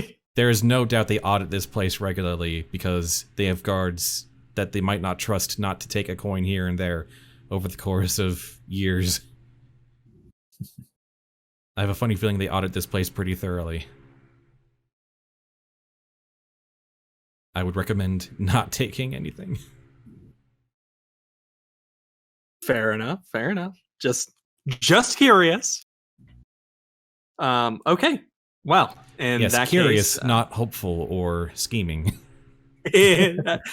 like I said, just curious. I'm just interested in the story y'all want to tell. All right. So somehow even Vost doesn't steal anything. He just belts out of the shadows and rejoins the party as they're going. All right. Very good, very good. Okay, so yeah, the lot of you make it out all okay. No, nothing of merit, or nothing of note, I should say, not nothing of merit. Nothing of note happening to you on the way out. Charlotte, the mouse who sort of led you here, she didn't really go down. She was waiting outside. Probably wise. So I passed by her on my way in and be like, did they Yeah, go down? Uh-oh. Okay. Yep. So she's when she sees you all coming out quickly, she waits and then presses the same sort of lever that opened the door in the hopes that it will also close the door. She has no idea if it will actually work, though. Okay. Sets off an alarm. Door launched into orbit. The door just keeps moving in the same direction. It becomes the dog from Undertale, where it just keeps going up and up and up and up and up and up and up and up and up and up and up. It clips through the mountain and wrong morphs into level 0-2. But you know, it closes, and Charlotte looks at the lot of you with intense curiosity. Look out! Look out! Look out! I found things. There was a lot of gold and stuff and all the cool stuff, but then there were these drawings and stuff. Looks like an old mole place. It's definitely where the Eerie keeps their spoils. Mm-hmm. Charlotte looks really interested in the stuff you've talked about, or the paintings you've shown, and the fact that it's a mole city. You hear her briefly mumbling about so there might be some truth to the legend of the banishment of the moles. Interesting. Yes, but it's under constant watch from board guards, but no doubt board guards who have the means to alert the entire clearing if something goes wrong. Mm-hmm. Board guards that may be on their way here. I suggest we maybe... Let's keep moving a little bit, yeah. Fair enough. I suppose you can all hide out at my library for a little while if that will help. The city of the underground mole people. Yes, it's the city of the underground mole people. Or the ruins of the underground mole people. Very generous of you. We'll go ahead and stay at the library. All right. Yeah, she will direct you to her library, sort of in the not outskirts exactly, but it's not in the center of town. Like the suburbs. And yeah, you are free to sort of like discuss how you'd like to proceed. Charlotte, after she brings you over there, Charlotte says that she will see what she can do about finding Frida in case you are heading out now. And I would say by this point, it's probably mid-afternoon, approaching evening. I don't know if we want to do a midnight journey to the next clearing, but we also don't have that much time to waste. Like, we don't want... Like, the longer we stay here, the more our activities will be discovered. Mm-hmm. We do kind of want to stay ahead. And it's not like we're too exhausted at this point yet. Or depleted. Mm-hmm. Some of us have even advanced. As much as Siva really wants to stay here and like go through the entirety of the library, actually, would getting in and out of that count as clean paws? I think. All right, let me just double check the definition of clean paws in this. Advance when you accomplish an illicit criminal goal while maintaining a believable veneer of innocence. And pardon, I'm thinking that like discovering the location of the vault and its contents and its guard setup without being detected. or stealing anything. I think it's close enough, given that how secretive this place is. That I think an advancement's probably fine there. Yeah. I am... What am I gonna do? I think I'm gonna go... I'm gonna look through, like, the moves, like, the other playbook moves and see if there's one I want to grab there. Okay. Some other talky moves. Like... Fast friends from the adventurer, maybe, or there's a few fun ones I can look into. Like that's probably You'll be like pondering. There's a lot of like really interesting options when you can take moves from other playbooks. Yeah, I really like that aspect of Powered by the Apocalypse. Anyway, I will look at that in the background, but stay focused on what's happening now. Fair enough. Discussion.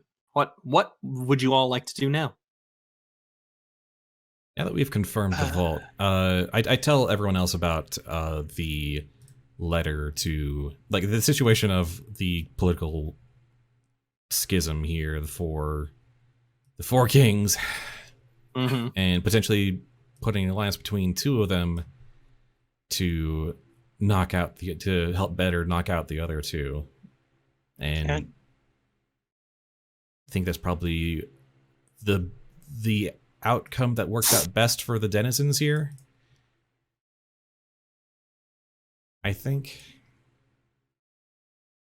I guess depending on which two, right? Yeah, it would be the ex-consul Achillia Dentatus, who is kind of a warlord, but has been playing this game for 30 years and can manage this whole upheaval probably the best with the most experience, and not like get the Eerie to just crack down on this place after deposing a senator. But also Scius Dulius, who is a local bureaucrat who is actually pretty popular because they've actually been helping out the denizens with their executive power. So I think that leader, but obviously not like experienced enough to really handle like high level Eerie command. So I think the two of them together are probably alliance, and delegating responsibility separately is probably the best way forward for Ironclaw out of this schism. Because Claudius is just big ol' macho bird, and Senator Voltaire is also not terribly popular. The general consensus you get is that the people respect the fact that she's been doing her job to keep them safe. They dislike the fact that she does that by making laws and cracking down hard on them. Yeah. Like, the fact that she's not pushing for any type of war and, like, you know, kept people out of, like, trying to get into the whole situation with Moonglow, like, the fact that she was attempting to do that has earned her respect from those who think, hey, maybe fighting sucks. But she's due to the crumbling thing, like, due to the state of things crumbling around her and the fact that she, you know, openly flaunted current console law and requests, some people are like, this is probably going to get us murdered. Yeah, she's playing fast and loose, and her sort of turtle stance for Ironclaw doesn't really work out for us, and it doesn't really work out for the denizens either. Out of, like, keeping them out of open war, which is good, and probably Achille is probably going to be a bit more active on that front, but As long as who's ever chosen makes everyone happy and works together, because ultimately, in the end, when the dragons wake up, no one's going to be in charge but them. that's nice, Siva. You knew that sentence is coming. Oh yeah. Yep. So, And where is Claudius located? Like, which clearing? Windbrisk. He was in the first session. You were when you talked about, like, what you wanted to do was to speak with the military command about the black powder weapons and, like, hey, maybe don't get involved with the cats. Claudius was who you were directed to. Okay. And Right, we're so we can in. use the gunpowder stuff as a way to get in to talk to him, and then once we're talking to him, propose this alliance deal. I mean, you could. Claudius is not the one mentioned in the alliance situation, although you also could go with Claudius. I don't know if I want to. I don't know if Claudius would be a good partner for an alliance. Is the thing. He's already not been a good partner to the senator he answers to. And then where is Scius Dilius? He is in Shelldock.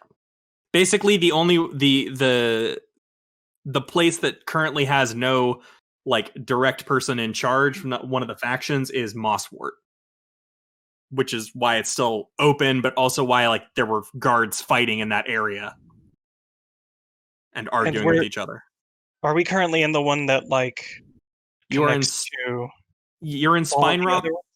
You're in Spinerock, which connects to Haltooth and Mosswort. It's sort of a big concentric circle.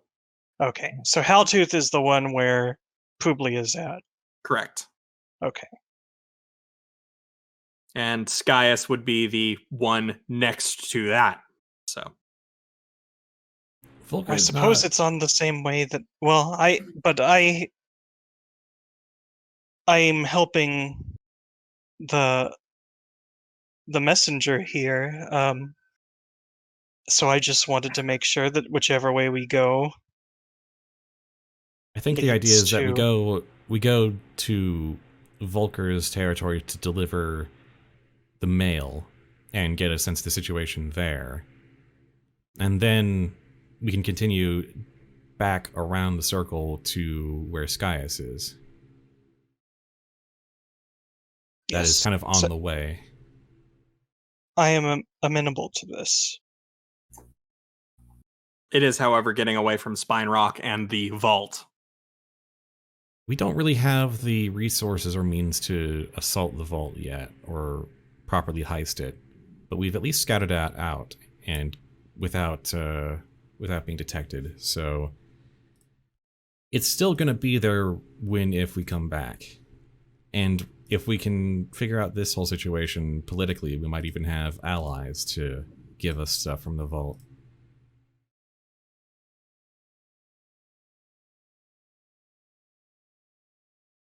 Like, okay, so do we want to continue making friends here and actually changing the leadership of Ironclaw, or do we want to just take stuff from the vault and run? Because at this point we can do one of those things. now. Maybe the other later. But in terms of what we Sounds like changing the leadership is what we're here for. It's kind of what I'm here for. I kind of want to topple a senator, honestly. Though They're being dangerously overbearing. let's see. Though I do want into that vault. I did give my word to Frida that I would see her through to her task. And with that, I'm going to take fealty as my Okay. thing here. So when you commit yourself to the cause of someone you deem worthy, swear an oath to them, stating what task you will complete on their behalf, which is to get her to Publia and deliver the message. So yeah, I'll be able to mark exhaustion to reroll a move made in pursuit of the task. I cannot commit myself to another cause until I accomplish this one, or I'll have to break my oath, which has consequences. Correct. The faction in this particular case would be denizens, not necessarily any other group. So, yeah, you are. You all can definitely head towards Howltooth if that is what you desire. I think that's what we're doing. All right. We'll leave Vost, Brixie, the that how you... Yeah, going. I think it would help the people more for a toppled senator. Okay. Then are you heading out now? Can we get food first? Absolutely. Yay! Yeah, we'll do a night run, I think. How long does this festival go? It's going deep into the night. They got to get through 4 different versions of this story. Then there should be plenty of food to find around here. Oh yeah, there's food aplenty. Also, I've decided what move I'm going to take. Okay. From the Exile, Born to be a King, take +1 charm up to 3. Nice. I can That talk will to be good. everybody. You can talk to everybody. I've got that charm. All right. Okay. So yes, you get food and drink and whatnot, correct? Correct. Yep. Basically, stock up on supplies. Is there anything else you'd like to do while you are still in Spinerock? No, I've got the letter. Hey, well, just sort of let Ichabod and Aquilia know that we're going to be heading out now. All right. They will, Ichabod will thank you for helping him get here in the first place, and for the assistance when he found himself a little tongue-tied. You find that he's maybe a bit drunk by the time you're talking with him again. Sounds about right. And Aquilia also has the smell of alcohol on her, but she's definitely handling it better than he is. But that is the situation you find yourself in. So is there so does anyone else want to do something in town? So we are getting food and drink, and it's going to be at least several minutes while we do this, right? Oh, absolutely. Right. Vost is going to try to stretch his talents and try to rig up a beer bomb. A beer bomb? Create to destroy. Use available materials to rig up a dangerous device. This is something intended to get a guard drunk should they run into someone. That's not how beer works. It's only called beer bomb. It definitely does have distilled alcohol. So you're trying to make a device that explodes and gets someone drunk? No, I'm trying to create a high alcohol content thing that if you can get it into someone's system will get them drunk, or at least as a distraction if needed. Okay. I mean, I guess that seems like a thing that could work. So you're trying to make a pharmaceutical depressants is what you're trying to do. I think I prefer Vermi's version of you invent Everclear. Something like that. Clear to roll it? Yeah, go for it. Is this supposed to be ingested or? Ingested. Although I think with a 13, I might be able to get away with contact. Yeah, I think honestly I think the easiest way to describe it is that it is small and potent enough that you could basically like hide it. You've made easily. A gas bomb that works on alcoholic vapor. Yeah, I think that's basically how you. I think I'll go with that. Yeah. Yeah. So which you still have to choose one. Which of the three are you gonna take on the what it does? Is it more dangerous than intended, larger or more unwieldy than intended, or more temperamental and fragile than intended? I think more temperamental and fragile is going to be the funnest one. Okay.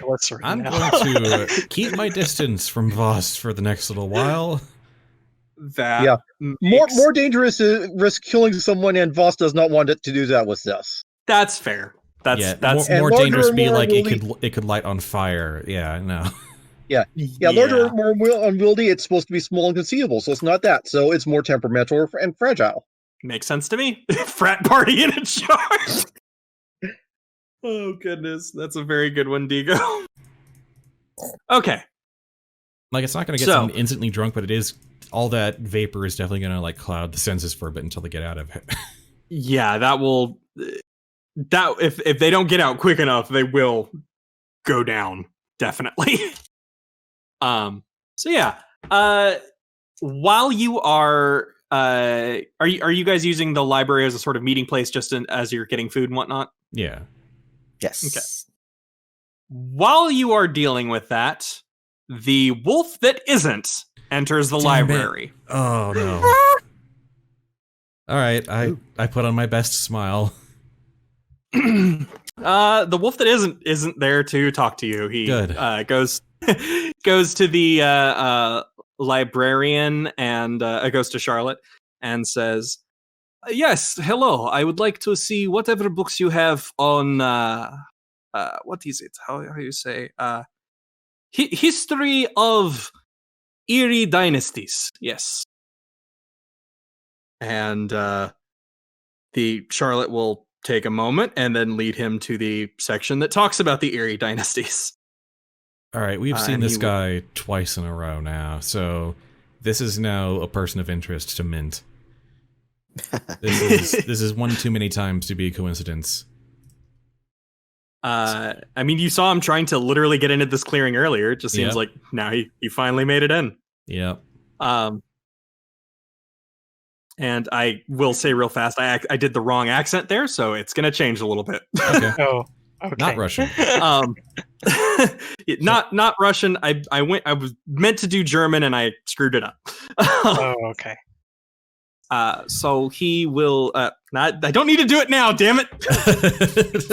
It's taking over. He will sit down with as many of the books on the Eerie dynasty as he can read, and he will just start going through them. All right, I'm going to put on a pleasant facade and use that move to kind of butter him up enough that he'll tell me what he's doing and why he's here. So, if that's all right. Yeah.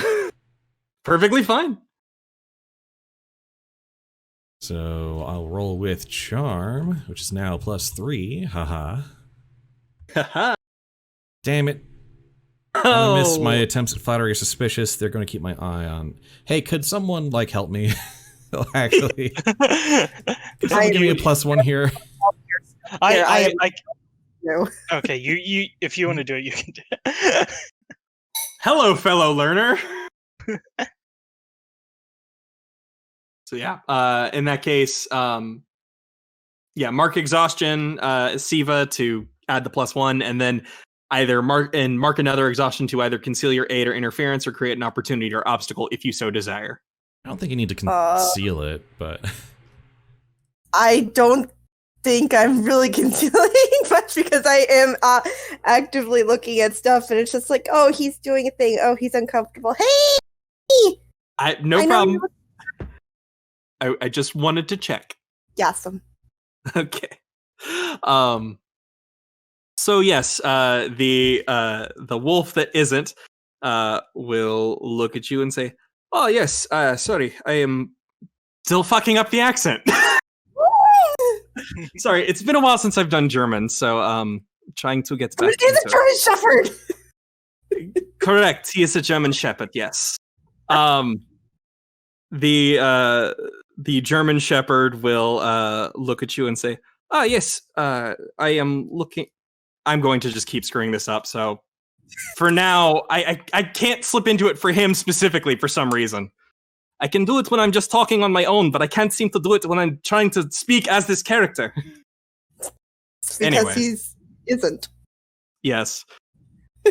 The German Shepherd will smile at the two of you and say, yes, hello, I am extremely interested in the Eyrie ever since I was brought along to assist with Master Codex's military efforts. And so I am looking at the history of the Eyrie to determine what best I can add to his tactics. Oh, you're fond I think I passed by that book. I thought you also heard of our Lord and Savior.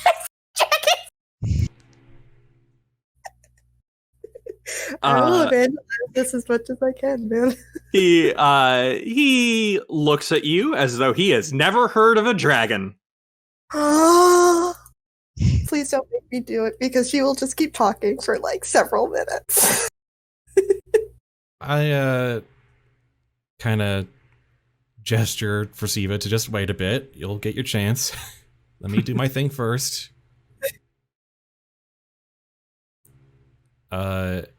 Also, actually, we're gonna be leaving after we're done eating, so not that long. But so I'm on a 7. I'm holding 2 in case they get suspicious or aggressive. Mm-hmm. I say, so you're a fan of Claudius then? Not so much a fan as someone who is being paid quite handsomely. Oh, you were hired by Claudius? Yes, I have experience dealing with the cats, and so I was hired for my military expertise. Oh, excellent. Yeah, I'm sure the Eyrie will get great value out of you, though I'm surprised that you're taking the Allegiance so seriously to the point that you're studying the Eyrie itself. That is above that is above and beyond for a mercenary. He will that is definitely a question that sort of arouses suspicion in him. I'm going to spend one of my holds to deflect suspicion onto Siva because she's being weird. Under the bus, I see. Just be weird for a second and distract him. It's great. Oh, but it's a wonderful, wonderful quality to be loyal to someone you believe in, just like how we're loyal to the dragons and everything. At a certain point, he will sort of look back towards Mint. Like he doesn't appear to stop listening. His ears have perked up and are at least halfway facing you. At least one of them is. But he will turn his head to Mint and say, well, you see, it is mostly a matter of knowing who I will be working with. The chain of command in the area is always so interesting to me, so I want to make sure that I am not stepping out of line. Oh, that's actually a very good point, and frankly, things here in the Ironclaw are interesting command-wise. Claudius is the guard captain of this region. But it seems from what I've heard of this area, he has recently disobeyed orders, to much to the chagrin of the local authorities here, to the higher authorities here. The German Shepherd will nod and say, and I feel that he has the right to, given the encroachment of the cats. They have been stepping further and further into the forest, and I do not think that this current strategy of holding up is going to last very long. That is yeah, that you definitely have a point there, but dealing with things on a military level, and while also keeping, you know, the denizens safe on a domestic level, is a heck of a tightrope to walk. And and I'm not sure guard captain has the right experience for that personally. The German Shepherd will smile, baring his many sharp teeth, and say, "You are right. That is why he hired someone who has experience with the cats." Ah. What kind of experience do you have? Before the cats came here, they conquered the kingdom known as Dalmatia, my homeland. Oh. I am familiar with their tactics and tech, and am more than happy to give what knowledge I can to alleviate their hold on things. You have got quite a story to you, stranger. Nice to meet you. What do they call you? Karl Hundmeister. I love him. I kind of love him too, actually. Well, If it wasn't like a major faux pas, I would just want to pet his head. He is a good boy. It would be a very big faux pas. yeah, yes. no, If it was that. in the world of Root, yeah, no, you don't do that. You just don't do that. Yeah. Could you type down that name? I need to take that note. Sure. It's Karl Hundmeister, so it's a very German name. Karl Hundmeister. Oh, I love it. All right. Hundmeister. Hundmeister. Mm-hmm. It's Dogmaster. Yep. Yeah. Oh, yeah. It's all right. Herr Hundmeister.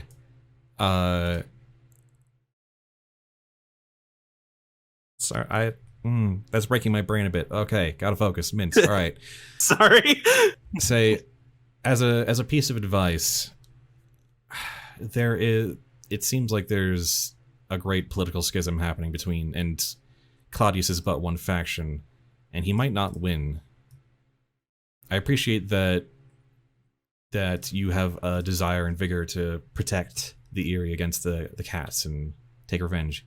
Should the political situation change, would you still be willing to help out whoever wins here? He thinks for a moment and then says, I think it would depend on who is in charge, because I believe that some of these people will have different ideas as far as how what method is proper for dealing with a captured cat. That is fair.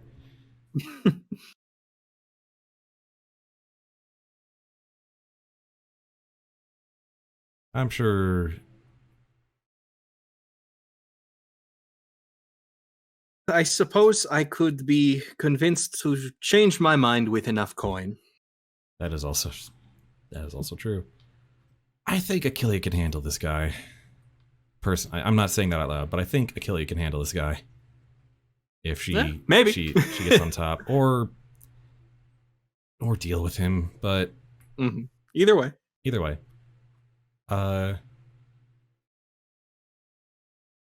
Said, all right, I say, well, that's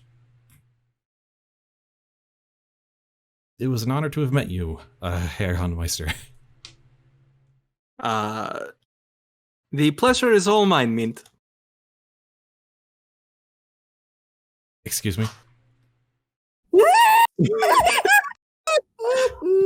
Excuse me? My dogs are barking.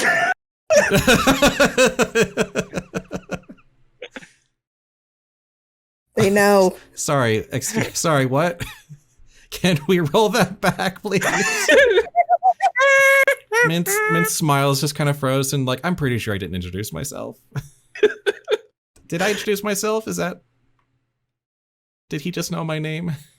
You are notorious, my good sir.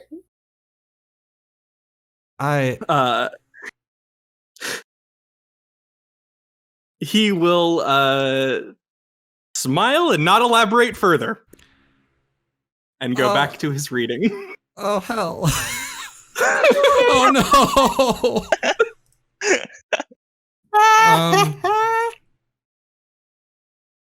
I'd like to roll to figure someone out. Please. Go for it. Go for it. Oh, the panic. This is a grifter's worst nightmare, where someone knows you and you don't know them. Mm-hmm. This is the worst, and I kind of love it. All right, roll with charm. Here we go. Hold all right. 3. Okay. Good. Okay. Well, dang, none of these questions actually answer the one I want to know, which is, how does he know my name? All right. What is Carl really feeling right now? Like what he is currently feeling is the joy of a predator playing with prey. Yep. Mm-hmm. Yep. What does he intend to do?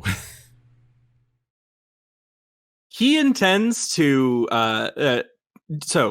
he intends to fulfill the job that he was assigned. It is not necessary. It is not what he intends to do does not necessarily have anything to do with you specifically. Cool.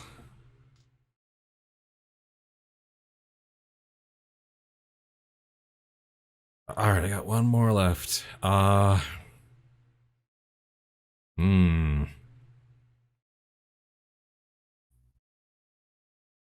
could I get him to tell you how he knows you?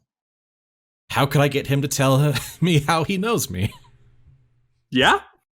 Yeah, let's go with that for my third of 3.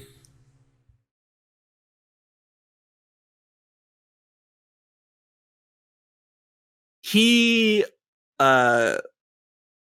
will lean over and I'm trying to think. The question is, how do I get him to reveal it? Yeah. Because he doesn't seem keen on doing the out of the blue. And certainly wants to toy with me a bit more, so like how do I get him to tell me? Okay. Give me 1 sec. I just want to double check your character sheet. Yep. I just want to make sure that I'm not like thinking something that's wrong. Excuse me. Certainly. So it would be Mint.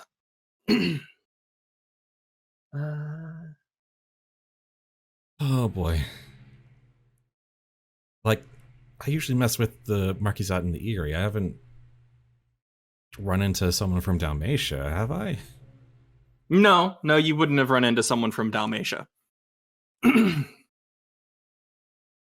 Like, Mint's mind is racing at the moment. I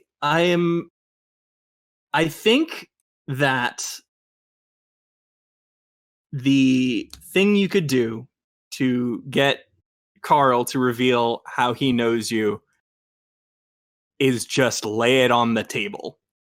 Just, like none of this like playing around of like trying to sneak information out of him. Just, I think it's just, yeah, say who you are and like drop the act. All right. I dropped the pleasant facade, let out a big sigh. All right. You've clearly got the upper paw here. Who are you and how do you know who I am? I am exactly who I said I was, Karl Hundmeister. I am a mercenary from the kingdoms of Dalmatia, and I am intimately familiar with the Marquis de Cat. And apparently intimate enough to know that I've been a person of interest, huh? Specifically, a friend of yours in the Marquis wanted me to keep an eye out should I run into a squirrel of your stature. Ha.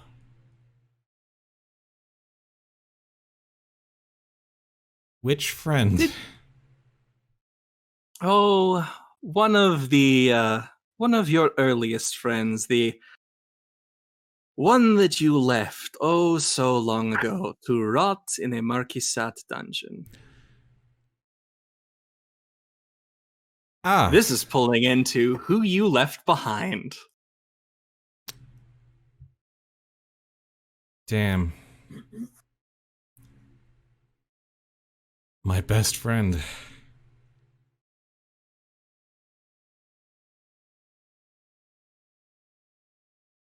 But fortunately for you, I am not here to deal with you today.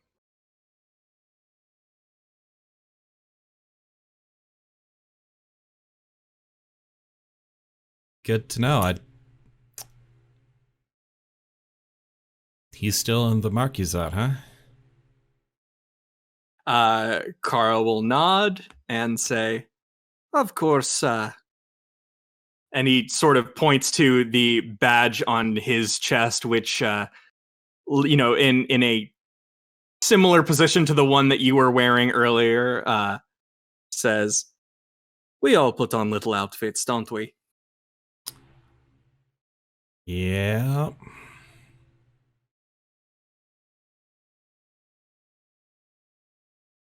Well.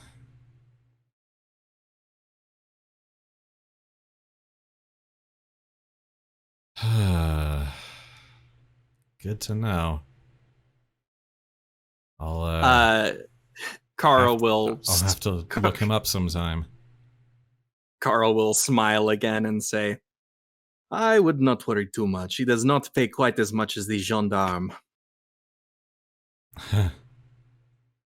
No. Take some time before he's got that kind of cash to throw around. But apparently he got better. Oh, he's working his way up the ranks. Soon he might be the right-hand paw to the Marquisate herself. This accent is going all over the goddamn place. I cannot hold it for the life of me today. Goodness. I am going to stop with it. All right. So, well, honestly, I'm in your debt. I wasn't aware that my friend had made it out and was doing so well. Carl's ears will perk up and his tail will start to wag at the word debt. Damn it. Not a substantial one, but this has been a very valuable interaction. Carl will nod and agree. Oh, Mint is going to excuse himself if there's nothing else. Yep. Carl will say Carl will tack on that him coming here and finding you, that was not even remotely part of his plan. He was not looking for you. This was just a really unlucky coincidence for you. Yep.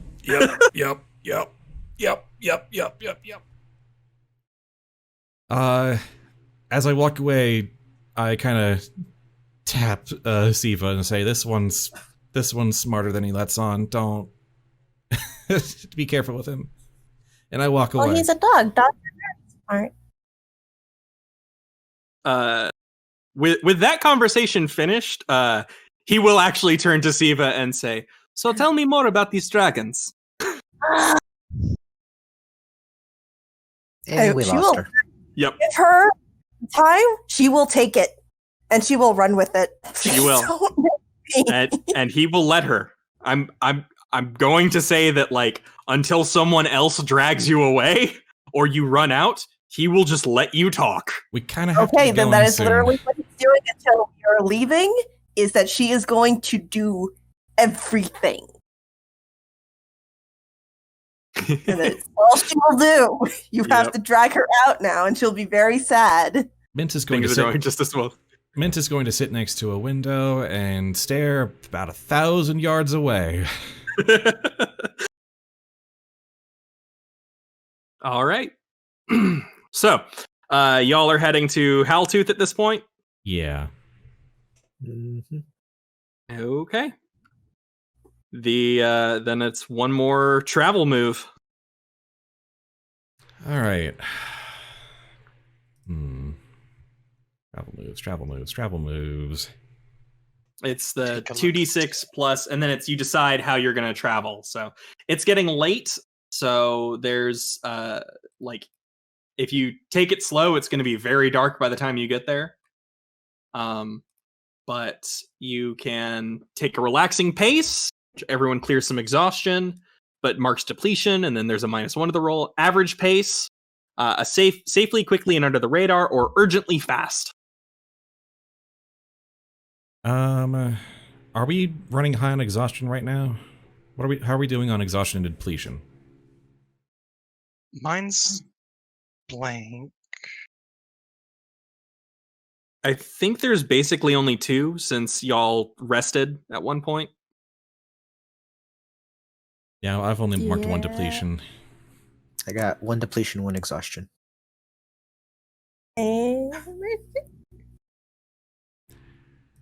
How about, since it's getting late anyway, how about we go urgently fast and mark exhaustion on everybody? Sounds reasonable to me. Sounds good. All right. Urgently fast, you'll take a +2 to the roll. So one of you make the decision. Who's going to do the rolling? 1 second. I did it last time, so So- someone else can take it this Yeah, time. that's what I was thinking. So let's see quickly. Just 2d6 plus 2. Okay, it's just +2 always. Okay, Yeah, there's no skill that goes into the travel move. I'll do it. Go for Okay, it. okay.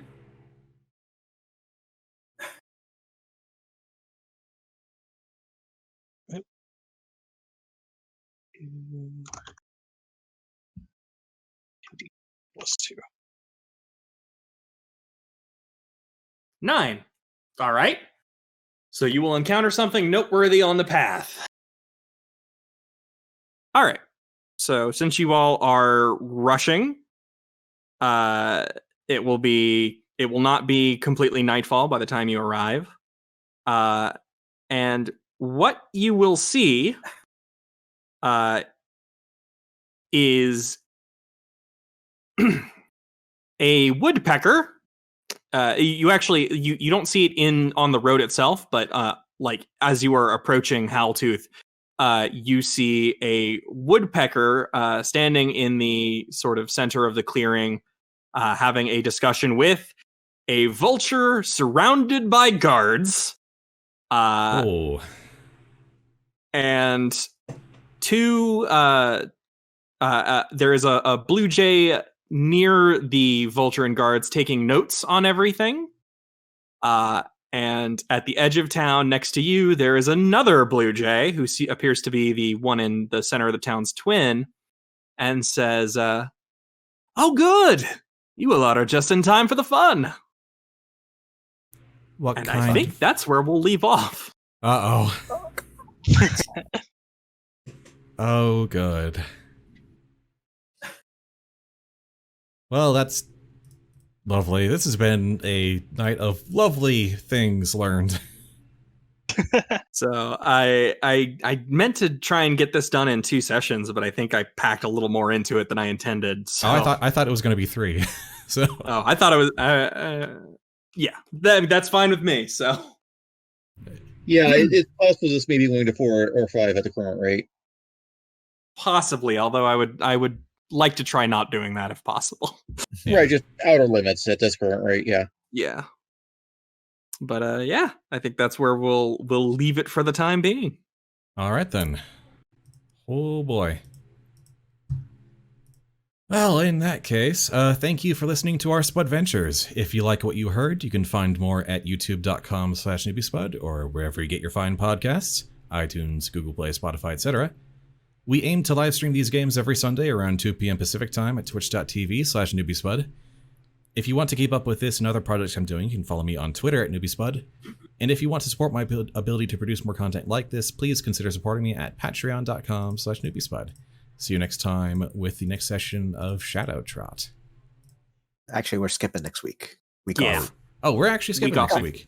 So yeah, see you next so. time with the 3rd session of Ironclaw Infiltrators in 2 weeks. Yeah, that should be it.